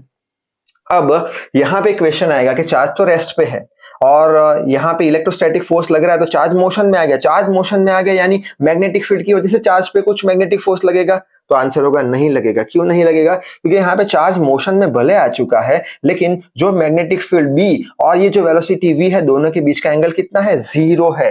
दोनों के बीच का एंगल कितना है, 0 है। साइन 0 कितना होता है, 0, यानी अभी भी उस पर कोई मैग्नेटिक फोर्स लगेगा नहीं। इलेक्ट्रिक फील्ड की वजह से मोशन में तो आ गया, लेकिन फिर भी मैग्नेटिक फोर्स नहीं लगेगा। क्यों, v और b के बीच का एंगल अभी भी 0 है। चलो नेक्स्ट केस कंसीडर कर लेते हैं कि E पैरेलल B वापस है, लेकिन इसकी अब की बार क्या है, चार्ज मोशन में है। तो वापस से हमने ले लिया E और B पैरेलल है एक दूसरे के, ठीक है। और चार्ज कैसा है हमारा, सपोज चार्ज v वेलोसिटी से मूव कर रहा है। तो जब चार्ज v वेलोसिटी से ऐसे मूव करेगा तो उस पे इलेक्ट्रोस्टैटिक फोर्स कहां लगेगा, in the direction of electric field. Electric field ऐसे है तो इलेक्ट्रिक फील्ड की डायरेक्शन में इलेक्ट्रोस्टैटिक फोर्स q तो ऐसे लगने वाला है, ठीक है। और ये कैसा जाएगा, उसकी वजह से स्ट्रेट लाइन में जाएगा, x डायरेक्शन में स्ट्रेट लाइन में जाएगा। जब भी वो स्ट्रेट लाइन में जाएगा तब उसके पास कुछ एक्सेलरेशन होगा ax और कुछ वेलोसिटी होगा vx, जो अब भी हमने डिराइव किया था। ये रहा एक्सेलरेशन और ये रहा वेलोसिटी, ठीक है। इतनी बात समझ में आ गई, स्ट्रेट लाइन में मूव करेगा। दूसरी एक बात, v ऐसे है, v ऐसे है यानी b और v परपेंडिकुलर है। जब b और v के बीच का एंगल 90 हो तब कैसे पाथ होता है, सर्कुलर पाथ होता है, ठीक है। देख लेते हैं, ये ऐसे b है और ये v ऐसे है, करंट का डायरेक्शन ऊपर है, ऐसा लगेगा अंदर की साइड, फिर वापस से अंदर की साइड, ऐसे करके ऐसे सर्कुलर पाथ करेगा। यानी ये जो हमारा इलेक्ट्रिक स्टैटिक फोर्स है वो चार्ज को स्ट्रेट लाइन में ले जाएगा, लिखा है। और ये जो हमारा वेलोसिटी ऊपर की डायरेक्शन में है, उसके कारण इस पे जो फोर्स लगेगा, कौन सा, मैग्नेटिक फोर्स, इसे कैसा मूव कराएगा, सर्कुलर मोशन में मूव कराएगा, z डायरेक्शन में, ठीक है। ऐसे ऐसे मूव कराएगा अंदर की डायरेक्शन में। बस तो दोनों मोशन को कंबाइन करेंगे, इलेक्ट्रोस्टैटिक फोर्स स्ट्रेट ले जा रहा है, ये मैग्नेटिक फोर्स सर्कुलर पाथ में ले जा रहा है, यानी ये कुछ अब ऐसा मोशन आएगा, ये कुछ ऐसा मोशन आएगा, ठीक है। जिसमें पिच जो होगी वो बराबर नहीं होगी, पिच बराबर नहीं होगी, ये छोटी है उससे बड़ी है उससे बड़ी। क्वेश्चन आएगा ऐसा क्यों, ऐसा इसलिए कि यहाँ पे स्ट्रेट लाइन में क्या लग रहा है, इलेक्ट्रोस्टैटिक फोर्स लग रहा है। इलेक्ट्रोस्टैटिक फोर्स लगा तो उसका कुछ वेलोसिटी होगा इसके बराबर, यानी ये वेलोसिटी किसके प्रोपोर्शन में है, टाइम के प्रोपोर्शन में है। वेलोसिटी किसके प्रोपोर्शन में है, टाइम के प्रोपोर्शन में। जैसे समय बढ़ता जाएगा स्पीड बढ़ती जाएगी, जैसे समय बढ़ता जाएगा स्पीड बढ़ती जाएगी, यानी पिच जो है वो बढ़ते जाएंगे, सेम नहीं होंगे, ठीक है। आगे बढ़ लेते हैं नेक्स्ट केस की ओर कि अब हम पैरेलल का केस रख देते हैं, अब परपेंडिकुलर का केस लेते हैं। ई इलेक्ट्रिक फील्ड और मैग्नेटिक फील्ड दोनों एक दूसरे के परपेंडिकुलर है और चार्ज कैसा है, चार्ज मोशन में है, तब क्या होगा, कैसा पाथ आएगा वो देख लेते हैं। तो उसके लिए हमने एक प्लेट ली, पॉजिटिव चार्ज रख दिए, पॉजिटिवली चार्ज, और एक दूसरी प्लेट ले ली, नेगेटिव चार्ज। अब इलेक्ट्रिक फील्ड हमें पता है कहां से कहां बनती है, पॉजिटिव चार्ज से नेगेटिव चार्ज की ओर, तो ये हमारी इलेक्ट्रिक फील्ड हो गई डाउनवर्ड, ठीक है। अब हम मैग्नेटिक फील्ड बना रहे हैं, इनसाइड मैग्नेटिक फील्ड ऐसे बना रहे हैं, ठीक है। यानी कि ये हमारी इलेक्ट्रिक फील्ड है वो बोर्ड के पैरेलल है और मैग्नेटिक फील्ड बोर्ड के परपेंडिकुलर है। दोनों के बीच का एंगल कितना हो गया, 90, यानी ई परपेंडिकुलर बी। और चार्ज कैसा है, मोशन में है। चार्ज ये फील्ड के अंदर कुछ v0 वेलोसिटी से हम एंटर करा रहे हैं। जब v0 वेलोसिटी से एंटर होगा तब चार्ज पे इलेक्ट्रोस्टैटिक फोर्स फील्ड की डायरेक्शन में लगेगा, फील्ड की डायरेक्शन में इलेक्ट्रोस्टैटिक फोर्स नीचे लगेगा। और मैग्नेटिक फोर्स कैसे लगेगा, b अंदर, वेलोसिटी यहाँ पे, ऊपर की डायरेक्शन में क्या लगेगा, मैग्नेटिक फोर्स लगने वाला है और ये v0। तो चार्ज सोचेगा कि मैं ऊपर जाऊं या नीचे जाऊं, ठीक है। तो उसके लिए हम दो केस कंसीडर करेंगे। पहला केस क्या, इलेक्ट्रोस्टैटिक फोर्स, ये वाला फोर्स बड़ा है इससे, यानी अगर ये 5 है तो ये 10 है, यानी 10 का नेट नीचे आ जाएगा। ये बड़ा है तो नेट नीचे आ जाएगा, नीचे आया तो ये चार्ज को नीचे ज्यादा फोर्स लगेगा, तो ऐसे करके कुछ पाथ कवर करेगा। ये वो पाथ बोल देंगे हम पैराबोला डाउनवर्ड पाथ, ठीक है। उसी तरीके से हम ऐसा मान लेते हैं कि सपोज करते हैं ये इलेक्ट्रोस्टैटिक फोर्स अब कम है, किससे, मैग्नेटिक फोर्स। ये वाला फोर्स बड़ा है, ये वाला फोर्स बड़ा है, तो चार्ज को ऊपर खींच के ले जाएगा, ऐसे करके पैराबोला पाथ बनाएगा, कौन सा, अपवर्ड बना देगा।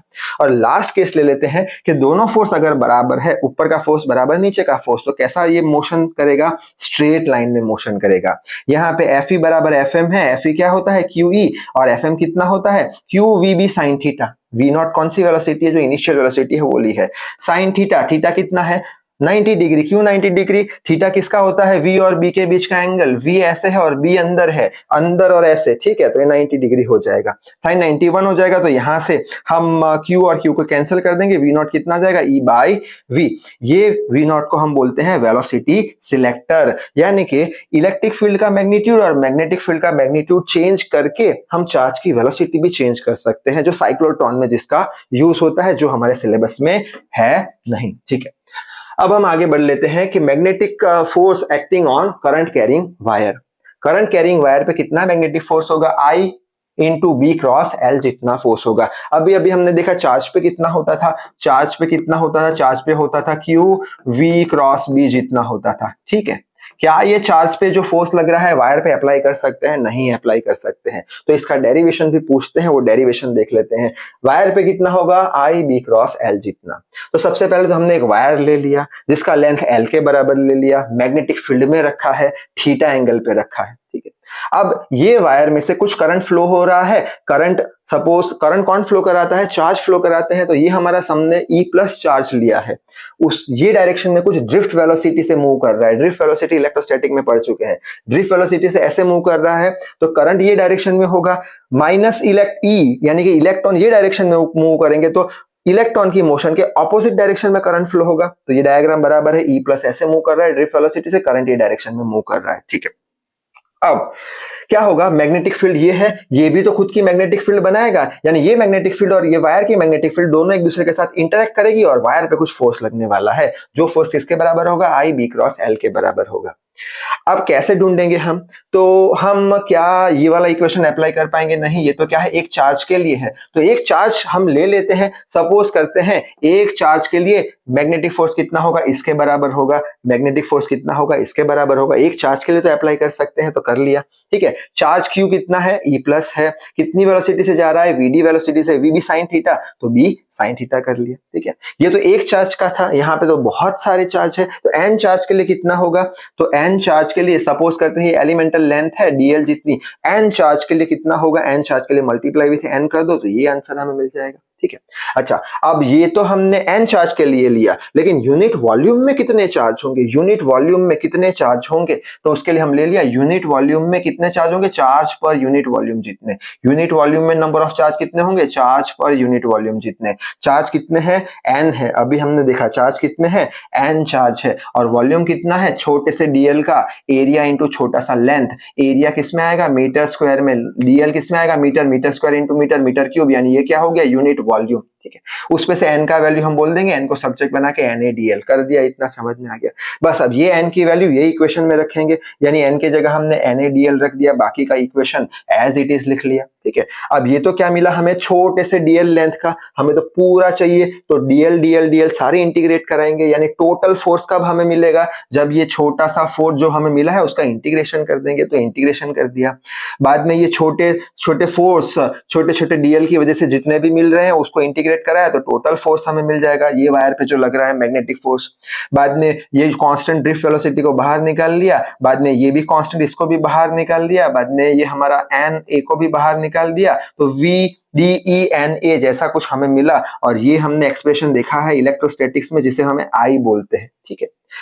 बाद में बचा कौन सा, B साइन थीटा को निकाल दिया, DL बचा, तो ये VDENA क्या हो गया हमारा, करंट I हो गया, B sine theta as it is, ये छोटे छोटे DL DL DL ज्वाइन करते गए, तो टोटल लेंथ जो वायर का है वो हमें मिल जाएगा।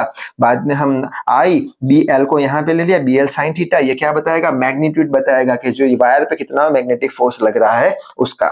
उसी तरीके से साइन थीटा को रिमूव करना है तो क्रॉस लगाना पड़ेगा, तो यहाँ पे I एज इट इज लिख लिया, और ये B क्रॉस L हमने कर दिया, तो ये हमने प्रूव कर दिया है यहाँ पे, ठीक है। जहां पे B क्रॉस L से हम क्या ढूंढ सकते हैं, डायरेक्शन ढूंढ सकते हैं, ठीक है। डायरेक्शन तो हम यही राइट हैंड पाम रूल से ही ढूंढेंगे। तो यहाँ पे एक नोट लिख के रखा है कि ये जो मैग्नेटिक फोर्स है, ये जो मैग्नेटिक फोर्स है, ये कब मैक्सिमम होगा, जब थीटा कितना होगा, 90 होगा। क्यों, थीटा जब 90 होगा, साइन 90 मैक्सिमम 1 होता है, यानी कि B और DL के बीच का एंगल 90 होगा, तब मैक्सिमम होगा। यानी B और DL अगर ऐसे में बना दूं, ये हमारा करंट का डायरेक्शन, तो ये DL हो गया, ऐसे होगा B और L के बीच का एंगल 90 तब मैक्सिमम होगा। और मिनिमम या जीरो कब होगा, जब एंगल जीरो हो जाएगा, यानी कि वायर को मैं ऐसे रख दूं वायर को, तो ये हमारा DL का डायरेक्शन, करंट का डायरेक्शन आई, और यही हमारा B का डायरेक्शन, तो थीटा कितना हो जाएगा, जीरो। तब जीरो फोर्स लगेगा या जीरो हमारा मैग्नेटिक फोर्स या फिर मिनिमम फोर्स लगेगा, ठीक है।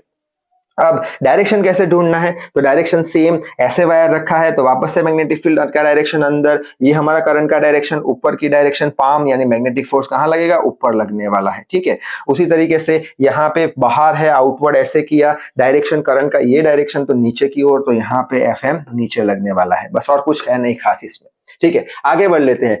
Force between two parallel current carrying infinitely long wires, यानी दो वायर हम लेंगे, दो वायर के बीच में कितना फोर्स लगेगा वो हमें फाइंड करना है ये टॉपिक में। तो उसके लिए हम क्या करेंगे, सबसे पहले तो दो वायर बना दिए। अगर ऑब्जर्वेशन पहले देख लेते हैं कि दो वायर में से सेम डायरेक्शन में करंट फ्लो हो रहा है I1 I2, तो दोनों वायर एक दूसरे को अट्रैक्ट करेंगे, ऐसा ऑब्जर्व किया गया है। और दो वायर में से ऑपोजिट डायरेक्शन में करंट फ्लो होंगे I1 I2, तो ऐसा देखा गया दोनों एक दूसरे को रिपेल करेंगे। और वायर की वजह से कितना मैग्नेटिक फील्ड बनेगा उसका इक्वेशन हमें याद रखना है, B = μ0I divide by 2πd। sin φ1 plus sin φ2 वाला यहाँ पे यूज करना नहीं है, वो अलग चीज है। यहाँ पे हमें कंपलसरी यही इक्वेशन यूज करना है, कौन सा, μ0I divide by 2πd। d क्या हो गया, दोनों वायर के बीच का डिस्टेंस, I जो करंट फ्लो करा रहे हैं वो, ठीक है। इतनी बात समझ में आ गई। अब हम देखते हैं कि क्यों सेम डायरेक्शन में करंट फ्लो होगा तो अट्रैक्ट होगा और रिपेल होगा। तो उसके लिए यहाँ पे एक डायग्राम बना के रखा है। यहाँ पे क्या बनाया है हमने कि दो वायर ऊपर की डायरेक्शन में करंट जा रहे हैं, तो ये जो I1 है इसकी वजह से मैग्नेटिक फील्ड कैसी बन रही है, थंब मैंने ऊपर रखा, फिंगर को कर्ल किया, यानी इनसाइड मैग्नेटिक फील्ड बन रही है। यहाँ पे B1 कैसी, वायर 1 की वजह से इनसाइड मैग्नेटिक फील्ड बन रही है, यानी कि वायर 2 जो है वो वायर 1 की वजह से जो फील्ड बन रही है उसके अंदर है, जो कि इनसाइड है। और वायर 1 जो है वो वायर 2 की वजह से जो मैग्नेटिक फील्ड बन रही है उसके अंदर है, कैसे, 2 की वजह से थंब को ऊपर किया, फिंगर को कर्ल किया, यानी आउटसाइड मैग्नेटिक फील्ड बन रही है, ठीक है। अच्छा, यानी कि ये वायर कुछ मैग्नेटिक फील्ड में है, ये वायर कुछ मैग्नेटिक फील्ड में है, यानी दोनों के ऊपर क्या लगने वाला है, फोर्स लगने वाला है, मैग्नेटिक फोर्स। ये वायर पे कैसे मैग्नेटिक फोर्स लगेगा, फिंगर को हमने रखा मैग्नेटिक फील्ड की डायरेक्शन में ऐसे, बाद में करंट को ऊपर रखा, पाम दिखाता है ये डायरेक्शन, यानी ये डायरेक्शन में फोर्स लगेगा। इसे क्या बोल देंगे, force acting on second wire, किसकी वजह से, ड्यू टू फर्स्ट वायर। उसी तरीके से यहाँ पे आउटवर्ड करंट है तो B ऐसे रख लिया, करंट का डायरेक्शन ऊपर ऐसे रख दिया, तो पाम ये डायरेक्शन में, यानी force acting on first wire due to second wire. तो बात समझ में आ गई क्यों अट्रैक्शन फोर्स लग रहा है। अब कितना अट्रैक्शन फोर्स लग रहा है वो हमें ढूंढना है। तो वायर पे फोर्स कितना लगता है, अभी हमने देखा IBL sin थीटा, थीटा का वैल्यू कितना होगा 90, 90 sin 90 कितना होगा 1, क्यू थीटा का वैल्यू 90, B और L के बीच का एंगल कितना है, ये हो गया B कैसा है, इनवर्स, और L कैसा है, ऊपर, यानी 90 डिग्री पे। तो अब यहाँ पे हम अगर F12 ढूंढना चाहते हैं, F12, तो ये F12 कौन से मैग्नेटिक फील्ड में है, B1 मैग्नेटिक फील्ड में है, तो B1 मैग्नेटिक फील्ड हमने कर दिया।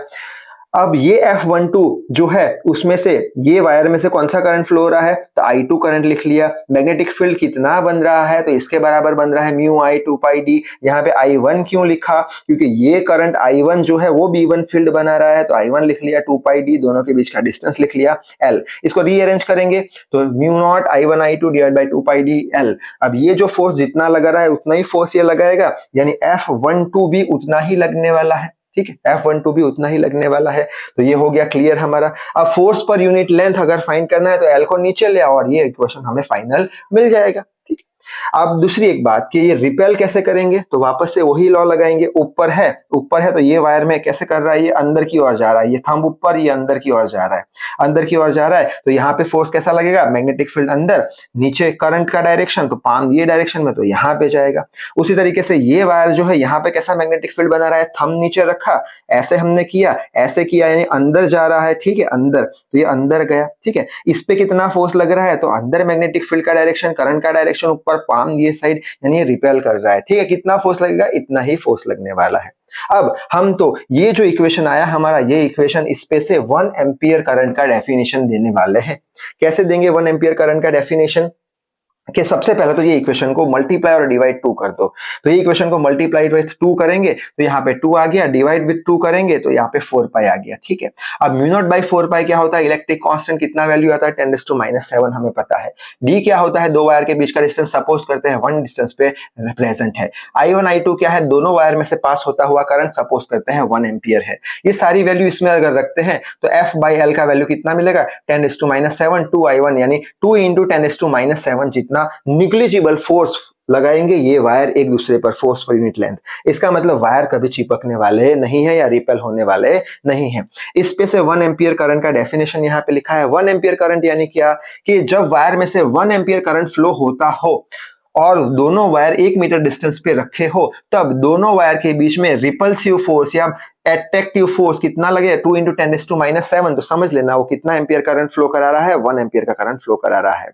वही चीज यहाँ पे लिखी है, 1 ampere is that current which when flows in two parallel infinite long wires kept at 1 meter distance apart produces a force of attraction or repulsion per unit length of 2 into 10⁻⁷ Newton पर metre. तो 1 ampere current flow हो रहा है वो हम बोल देंगे। ठीक है, ये बात भी शायद से आपको समझ में आ गई होगी। नेक्स्ट देखते हैं torque on current loop. Loop पे कितना टॉर्क लगता है, वायर पे देख लिया हमने, अब लूप पे देखेंगे कितना टॉर्क लगता है वो देख लेंगे। तो वो टॉर्क समझने से पहले हम मैग्नेटिक डाइपोल एम का मतलब समझेंगे। मैग्नेटिक डाइपोल यानी क्या, हमने इलेक्ट्रिक डाइपोल के बारे में पढ़ा था, अब मैग्नेटिक डाइपोल का थोड़ा सा ओवरव्यू ले लेंगे। मैग्नेटिक डाइपोल यानी क्या, कि जब हम वायर में से या लूप में से करंट फ्लो कराते हैं तो उसके आसपास मैग्नेटिक फील्ड बन जाती है। तो from the loop when current passes it becomes magnet, आजू बाजू मैग्नेटिक फील्ड बनी तो वो मैग्नेट बन जाएगा। वो मैग्नेट बना यानी उसके पास कुछ मैग्नेटिक डाइपोल है। वो मैग्नेटिक डाइपोल हम कैसे पता लगाएंगे, करंट की डायरेक्शन में फिंगर को कर्ल करेंगे, जो थंब होगा वो डायरेक्शन बताएगा मैग्नेटिक डाइपोल का। तो वही लिखा है, इट्स मैग्नेटिक डाइपोल यानी capital M is determined by curling the fingers of right hand in the direction of I. I की डायरेक्शन में कर्ल करो फिंगर को, थंब जो बताएगा, थंब क्या बताएगा, एम का डायरेक्शन बता देगा। जैसे कि ये हमारा लूप है, ठीक है, यहाँ पे करंट का डायरेक्शन ये है, कर्ल करो, थंब कौन सा डायरेक्शन बताया, थंब बताया हमारा मैग्नेटिक डाइपोल का डायरेक्शन। तो मैग्नेटिक डाइपोल का डायरेक्शन कैसा है, अंदर है, और ये फील्ड कैसी है, ये भी अंदर है। ठीक है, इतना समझ में आ गया होगा। और एम का जो इक्वेशन होता है वो नेक्स्ट चैप्टर में हम पढ़ लेंगे। यहाँ पे डायरेक्टली लिखा है magnetic dipole is equal to current into area. Current होगा एम्पियर, एरिया होगा मीटर स्क्वायर में। ठीक है, अब हम पढ़ लेते हैं टॉर्क ऑन करंट लूप। तो यहाँ पे हम केस कंसीडर करेंगे। पहला केस कौन सा कंसीडर किया है, when angle between magnetic field and magnetic dipole is 0। तो ऐसा कुछ केस ले लेंगे, ये मैग्नेटिक फील्ड अंदर की ओर बना दी और यहाँ पे ऐसा कुछ लूप लिया है, ये करंट ये डायरेक्शन में फ्लो हो रहा है, तो ऐसे किया तो अंदर आएगा, अंदर यानी मैग्नेटिक फील्ड भी अंदर, मैग्नेटिक डाइपोल भी अंदर, यानी दोनों के बीच का एंगल कितना हो जाएगा, दोनों के बीच का एंगल कितना हो जाएगा, 0 हो जाएगा। ठीक है, अब ये केस में कितना टॉर्क लगता है वो हमें ढूंढना है। तो ये केस में कितना टॉर्क लगेगा कैसे ढूंढेंगे, तो उसके लिए वायर पे कितना लगता है वो तो हमें पता है। कैसे, ये पहला वायर, सपोज ऊपर का वायर जिसका लेंथ कितना है, b के बराबर है, कितना टॉर्क लगता है, force on wire I B L sine theta. B और एल के बीच का एंगल 90 है, यहाँ पे बी अंदर है, एल ऐसे है, बी अंदर है, एल ऐसे है, अंदर और ऐसे, तो 90, तो कितना हो जाएगा, आई बी एल आ जाएगा। अब कितना लगेगा, यहाँ पे बी अंदर है, करंट का डायरेक्शन ये, थंब यहाँ पे रख दिया, ऊपर लगेगा कितना, आई बी एल जितना, आई बी एल, एल लेंथ कितना है इसका b, तो आई बी बी जितना लगेगा। उसी तरीके से नीचे देखे तो b का डायरेक्शन अंदर, करंट का डायरेक्शन ये रहा हमारा, नीचे लगेगा कितना, आई बी एल, आई बी बी जितना। उसी तरीके से यहाँ पे देखे, करंट का मैग्नेटिक फील्ड का डायरेक्शन अंदर, करंट का डायरेक्शन ऊपर, आई बी एल जितना, आई बी एल ए जितना। उसी तरीके से ये हमारा मैग्नेटिक फील्ड अंदर, करंट का डायरेक्शन नीचे, आई बी एल जितना, आई बी ए जितना। ठीक है, यानी कि ये ऊपर का फोर्स इसको कैंसिल कर देगा, नीचे का फोर्स इसको कैंसिल कर देगा, यानी नेट टॉर्क कितना हो जाएगा, 0 हो जाएगा।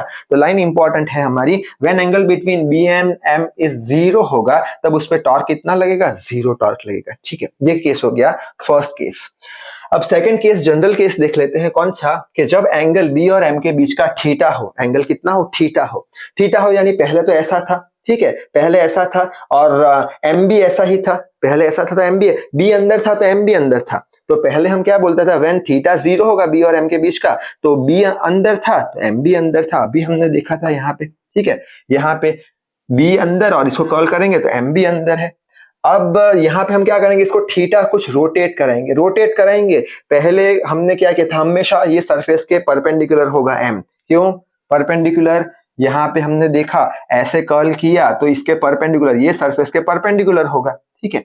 और b तो अंदर है, अब ये सरफेस के परपेंडिकुलर है तो इसको अगर हम ऐसे करेंगे तो इसका कुछ एंगल चेंज होगा, m का कुछ एंगल ऐसे चेंज हो जाएगा। b तो ऐसे ही है, b ऐसे ही है, इसका एंगल कुछ चेंज हो जाएगा। क्यों, ये हम ऐसे करा रहे हैं तो क्या करेंगे, यहाँ कर्ल किया फिंगर को तो अब ऐसे हो गया, b ऐसे था अंदर, अब घुमाया तो ये ऐसे हो गया, b ऐसे था m ऐसे हो गया, b ऐसे था। शायद से समझ में आ गया होगा ये आपको, ठीक है।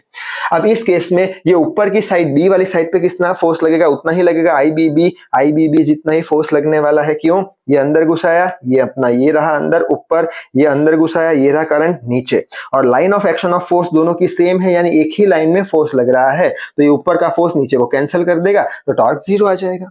उसी तरीके से अब साइड की बात करिए, ए साइड की बात करें तो यहाँ पे कितना फोर्स लगेगा, अंदर ये रखा, नीचे करंट ये डायरेक्शन में, IBA जितना, ये हमारा डी अंदर, ये ऊपर, ये डायरेक्शन में। अब यहाँ पे हम देख सकते हैं कि हमारा जो line of action of force है वो सेम नहीं है। ये कैसा हो गया, यहाँ पे ऐसे घुमा के रखा है हमने, ऐसे घुमा के रखा है, ये इसको यहाँ फोर्स लगाएगा और ये इसको यहाँ फोर्स लगाएगा, यानी सीधा होने की कुछ कोशिश करेगा।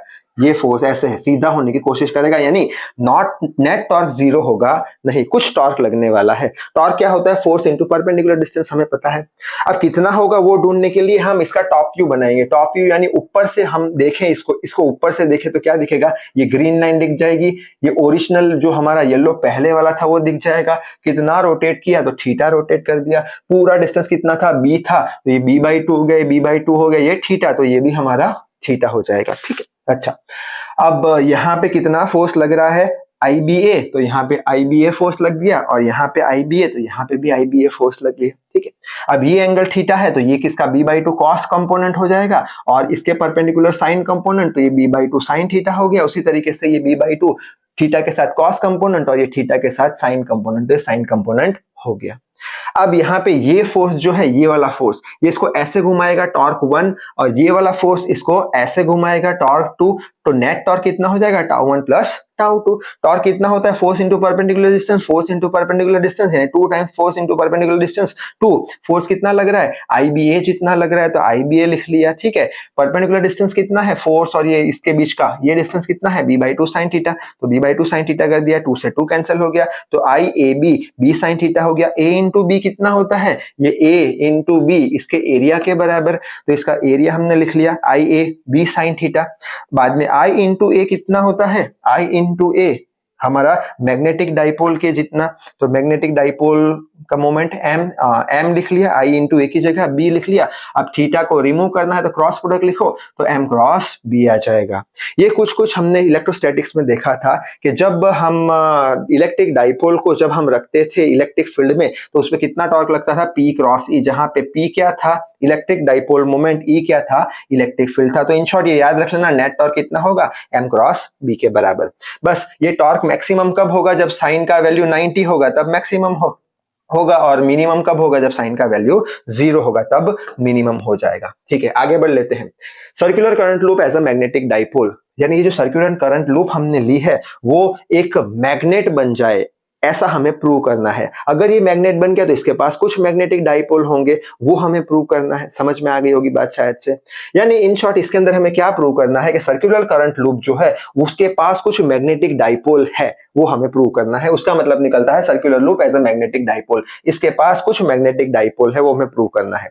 तो उसके लिए हम किसकी हेल्प लेंगे, इलेक्ट्रोस्टैटिक्स में हमने पढ़ा था क्या कि ऐसे कुछ plus Q minus Q charge छोटे से डिस्टेंस पे रखते थे, और उसके इक्वेटोरियल लाइन पे r डिस्टेंस पे हमने इलेक्ट्रिक फील्ड का वैल्यू ढूंढा था, kp/r3, याद हो तो k होता था इलेक्ट्रिक कांस्टेंट, और अलोंग दी एक्सिस पे हम उसका इलेक्ट्रिक फील्ड का वैल्यू ढूंढते थे, 2kp/x³ आता था, ठीक है। और ये जो हमारा सर्कुलर रिंग है उसके एक्सिस पे, x डिस्टेंस पे कितना मैग्नेटिक फील्ड आता है वो भी अभी हमने देख लिया, μ0I r² वाला, ठीक है। बस ये दो कंसेप्ट का यूज करके हम प्रूव कर लेंगे कि ये जो हमारा रिंग है उसके पास कुछ मैग्नेटिक डाइपोल है। कैसे प्रूव करेंगे, तो यहाँ पे हमने क्या बनाया है, एक रिंग बनाया, ठीक है। उसके एक्सिस पे कितना है इसका मैग्नेटिक डाइपोल, ये अपना मैग्नेटिक फील्ड अभी हमने देख लिया।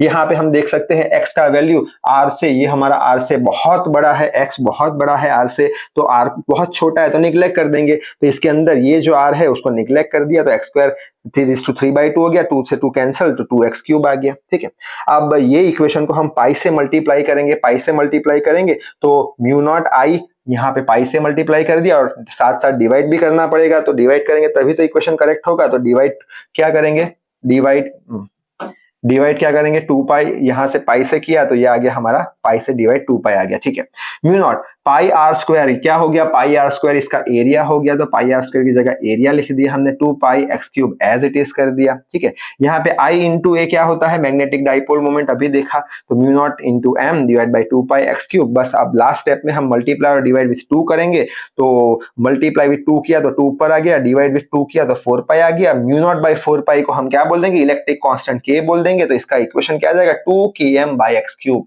2 km बाई एक्स क्यूब, यानी कि एक्सिस पे हमें कितना मिला 2 km बाई एक्स क्यूब। तो यहाँ पे हम देख सकते हैं एक्सिस पे कितना मिला, यहाँ पे 2 km बाई एक्स क्यूब मिला एक्सिस पे। ठीक है, एक्सिस पे इसका मैग्नेटिक फील्ड, और इलेक्ट्रिक डाइपोल के केस में क्या था, एक्सिस में 2 kp बाई एक्स क्यूब था, यहाँ पे 2 km बाई एक्स क्यूब है। यहाँ पे ये था हमारा इलेक्ट्रिक डाइपोल मोमेंट, ये था मैग्नेटिक डाइपोल मोमेंट, यानी हम बोल सकते हैं कि हाँ ये भी हमारा क्या बन चुका है, एक मैग्नेटिक डाइपोल बन चुका है, जिसके एक्सिस पे इतना मैग्नेटिक फील्ड है जो इसके बराबर है। यानी कि अगर एक्सिस पे इतना है तो यहाँ पे इक्वेटोरियल लाइन, सपोज यहाँ पे मैंने बनाया, इक्वेटोरियल लाइन पे कितना होगा, इक्वेटोरियल लाइन पे होगा km बाई आर क्यूब जितना, तो यहाँ पे लिखा है इक्वेटोरियल लाइन पे कितना हो जाएगा, इक्वेटोरियल लाइन पे km बाई आर क्यूब जितना। ठीक है, यानी हमने प्रूव कर दिया कि एक्सिस पे इसका जो मैग्नेटिक फील्ड है वो जो हमारा जो डाइपोल था किसका, इलेक्ट्रिक का, उसके बराबर है। ठीक है, और वो उसके बराबर है तो उसका जो इक्वेटोरियल लाइन है उसके भी बराबर हो जाएगा। यानी यहाँ पे हमने प्रूव कर दिया, क्या प्रूव कर दिया कि वो जो है बिहेव लाइक अ इलेक्ट्रिक मैग्नेटिक डाइपोल, जिसके एक्सिस पे इतना होगा और इक्वेटोरियल पे इतना होगा। तो हमने प्रूव कर दिया, क्या प्रूव कर दिया कि यहाँ पे जो था वो क्या था, circular current loop as a magnetic dipole, वो मैग्नेटिक डाइपोल बन जाएगा। आई होप समझ में आ गया होगा। ठीक है, आखिरी टॉपिक है चैप्टर का, कौन सा, मूविंग कॉइल गैल्वेनोमीटर। गैल्वेनोमीटर का क्या यूज होता है, गैल्वेनोमीटर का यूज होता है करंट को डिटेक्ट करना। ठीक है, करंट की डायरेक्शन बताना। तो गैल्वेनोमीटर कैसे करंट की डायरेक्शन बताता है, कैसे उसका नीडल घूमता है, कैसे करंट हम मेजर कर पाते हैं वो देख लेंगे। तो सबसे पहले तो उसका प्रिंसिपल क्या है, प्रिंसिपल है when current carrying loop is placed inside the magnetic field it experience the torque. जब भी हम ये जो लूप है जिसमें से करंट फ्लो हो रहा है उसको मैग्नेटिक फील्ड में रखेंगे तो बहुत ऑब्वियस है ये जो लूप है उस पर मैग्नेटिक फोर्स लगेगा। इतना मैग्नेटिक फोर्स लगेगा, अभी हमने देखा था आई ए बी साइन थीटा जितना, यहाँ पे बता दे वापस से, यहाँ पे आई ए बी साइन थीटा जितना फोर्स लगेगा। कितना था यहाँ पे आई ए बी, शायद से कहां प्रूव किया था हमने, आई ए बी, ये तो वायर का है, लूप का कहां गया, लूप का आई ए बी साइन थीटा कहां पे हमने प्रूव किया था, आई ए बी साइन थीटा अभी फिलहाल दिख नहीं रहा है, ये रहा आई ए बी साइन थीटा। ठीक है, अब ये तो किसके लिए था, एक कॉइल के लिए था, अगर नंबर ऑफ कॉइल n होते तो n I A B sine theta हो जाता। ठीक है, तो वही लिखा है यहाँ पे N I A B sine theta. ठीक है, यानी यहां से करंट फ्लो कराया, इसने खुद की मैग्नेटिक फील्ड बनाई, ये मैग्नेटिक फील्ड है, दोनों मैग्नेटिक फील्ड एक दूसरे के साथ इंटरेक्ट करेगी तो ये रोटेट हो जाएगा। ठीक है, तो ये इसका प्रिंसिपल है। अब इसके कौन कौन से पार्ट होते हैं, तो पहला पार्ट होता है सर्कुलर मैग्नेट, तो ये हो गया हमारा सर्कुलर मैग्नेट। सर्कुलर मैग्नेट का यूज क्या है, वो रेडियल मैग्नेटिक फील्ड क्रिएट करता है, रेडियल यानी ऐसे अंदर से ऐसे ऐसे मैग्नेटिक, ना कि सीधी, रेडियल मैग्नेटिक फील्ड क्रिएट करता है। रेडियल मैग्नेटिक फील्ड का एडवांटेज क्या हो गया, जिसकी वजह से मैक्सिमम टॉर्क लगने वाला है। ठीक है, ए और बी के बीच का एंगल 90 होगा तो मैक्सिमम टॉर्क लगेगा। ए यानी क्या, ए हमेशा ये कॉइल के परपेंडिकुलर होगा और बी इसके परपेंडिकुलर, यानी ए और बी परपेंडिकुलर होंगे। ये रहा हमारा ए और ये रहा हमारा बी, ये बी ऐसे जा रहा है, ये बी और ये ए और बी 90, तो मैक्सिमम टॉर्क लगने वाला है। ठीक है, नेक्स्ट आता है हमारा सिलिंड्रिकल कोर, ये रहा हमारा सिलिंड्रिकल कोर। सिलिंड्रिकल कोर जो होता है वो सॉफ्ट आयन से बनाया जाता है। क्यों सॉफ्ट आयन से बनाया जाता है, क्योंकि सॉफ्ट आयन जो मटेरियल होता है ना वो सारा मैग्नेटिक फील्ड अपने में एब्सॉर्ब कर लेता है, अपने में एब्सॉर्ब कर लेता है, यानी और रेडियल मैग्नेटिक फील्ड बनाता है। यानी ए और बी के बीच का एंगल जो है, ये ए और बी के बीच का एंगल 90 बनाता है, 90 बनाता है, तो तो मैक्सिमम टॉर्क हमें मिलने वाला है। नेक्स्ट है हमारा कॉइल। ये जो कॉइल है ये हमारी कॉइल हो गई ब्लू वाली। कॉइल का क्या यूज है कि हम आई करंट भेजेंगे और वो मेजर करना है, हमें डायरेक्शन पता लगानी है, तो आई करंट यहां से आएगा, ठीक है। तो आई करंट पास करेंगे, क्यों? क्योंकि जो मेजर करना है, क्योंकि गैलोमीटर क्या करता है, करंट का डायरेक्शन बताएगा 10 20 30 ऐसा कुछ, ठीक है। स्प्रिंग का यूज करेंगे, तो ये रहा स्प्रिंग का टॉर्सनल कांस्टेंट कितना ले लेंगे, रिस्टोरिंग टॉर्क कितना लेंगे, k इंटू फाइव के बराबर, जैसे कि हमारा होता था स्प्रिंग का फोर्स k इंटू एक्स होता था, ठीक है। यहाँ पे x लीनियर डिस्टेंस होता था, फाइव क्या है, एंगुलर डिस्टेंस, तो k into five restoring torque वो प्रोड्यूस करेगा। रिस्टोरिंग टॉर्क यानी क्या, अगर हमने इसको घुमाया तो उसकी ऑपोजिट डायरेक्शन में कुछ टॉर्क बनाएगा, k इंटू फाइव बराबर, ठीक है। नेक्स्ट आता है पॉइंटर क्या होता है, डिफ्लेक्ट होता है और रीडिंग बताता है डायल के ऊपर। ये डायल है, डिफ्लेक्ट होता है, रीडिंग बताता है। वर्किंग प्रिंसिपल एकदम ही ज्यादा सिंपल है, क्या है कि यहां से करंट फ्लो कराया, इसमें मैग्नेटिक फील्ड बना, ये मैग्नेटिक फील्ड के साथ लड़ेगी तो ये रोटेट होगा, क्यों, स्प्रिंग के साथ सस्पेंड किया गया, रोटेट किया। इसको ऊपर से अगर हम देखेंगे, ऊपर से देखेंगे तो ये रोटेट हुआ, तो पॉइंटर भी डिफ्लेक्ट हो जाएगा, ठीक है। पॉइंटर डिफ्लेक्ट हुआ, हमें रीडिंग मिल जाएगा, ठीक है। अब यहाँ पे ये जो ड्रम है हमारा, ये ऐसे रोटेट करेगा और एक पोजीशन पे स्टेडी हो जाएगा, क्यों? जो अप्लाइड टॉर्क हम दे रहे हैं करंट की हेल्प से, अप्लाइड टॉर्क हम दे रहे हैं वो रिस्टोरिंग टॉर्क के बराबर हो जाएगा, क्योंकि ज्यादा तो ट्विस्ट होगा नहीं, इसका भी कुछ कांस्टेंट होगा, कुछ फोर्स होगा, तो ऐसे करके रोटेट हो रहा है, बाद में एक पोजीशन पे रुक जाएगा, क्यों? अप्लाइड टॉर्क और रिस्टोरिंग टॉर्क एक दूसरे के बराबर होंगे। तो यहाँ पे वही लिखा है, applied torque and restoring torque both are equal. Applied torque लिख लिया NIB sin थीटा, यहाँ पे रिस्टोरिंग टॉर्क कितना है, k5 ऑपोजिट डायरेक्शन में लिख लिया। यहाँ से हम साइन थीटा कितना हो जाएगा, साइन थीटा ए और बी के बीच का एंगल, ये रहा ए, एरिया वेक्टर हमेशा कॉइल के परपेंडिकुलर, ये रहा बी, मैग्नेटिक फील्ड 90 sin 90 कितना 1, तो NIB इंटू k5 हो जाएगा, तो फाइव का वैल्यू हमें मिल जाएगा NAB बाई k इंटू आई। यहाँ पे NAB बाई k क्या है, कांस्टेंट है, नंबर ऑफ टर्न किसके कांस्टेंट, एरिया इसका कांस्टेंट, मैग्नेटिक फील्ड ये जो बना रहा है कांस्टेंट, के जो हमारा है वो भी कांस्टेंट है, कि क्या है, इसका स्प्रिंग का कांस्टेंट कुछ होगा, ठीक है।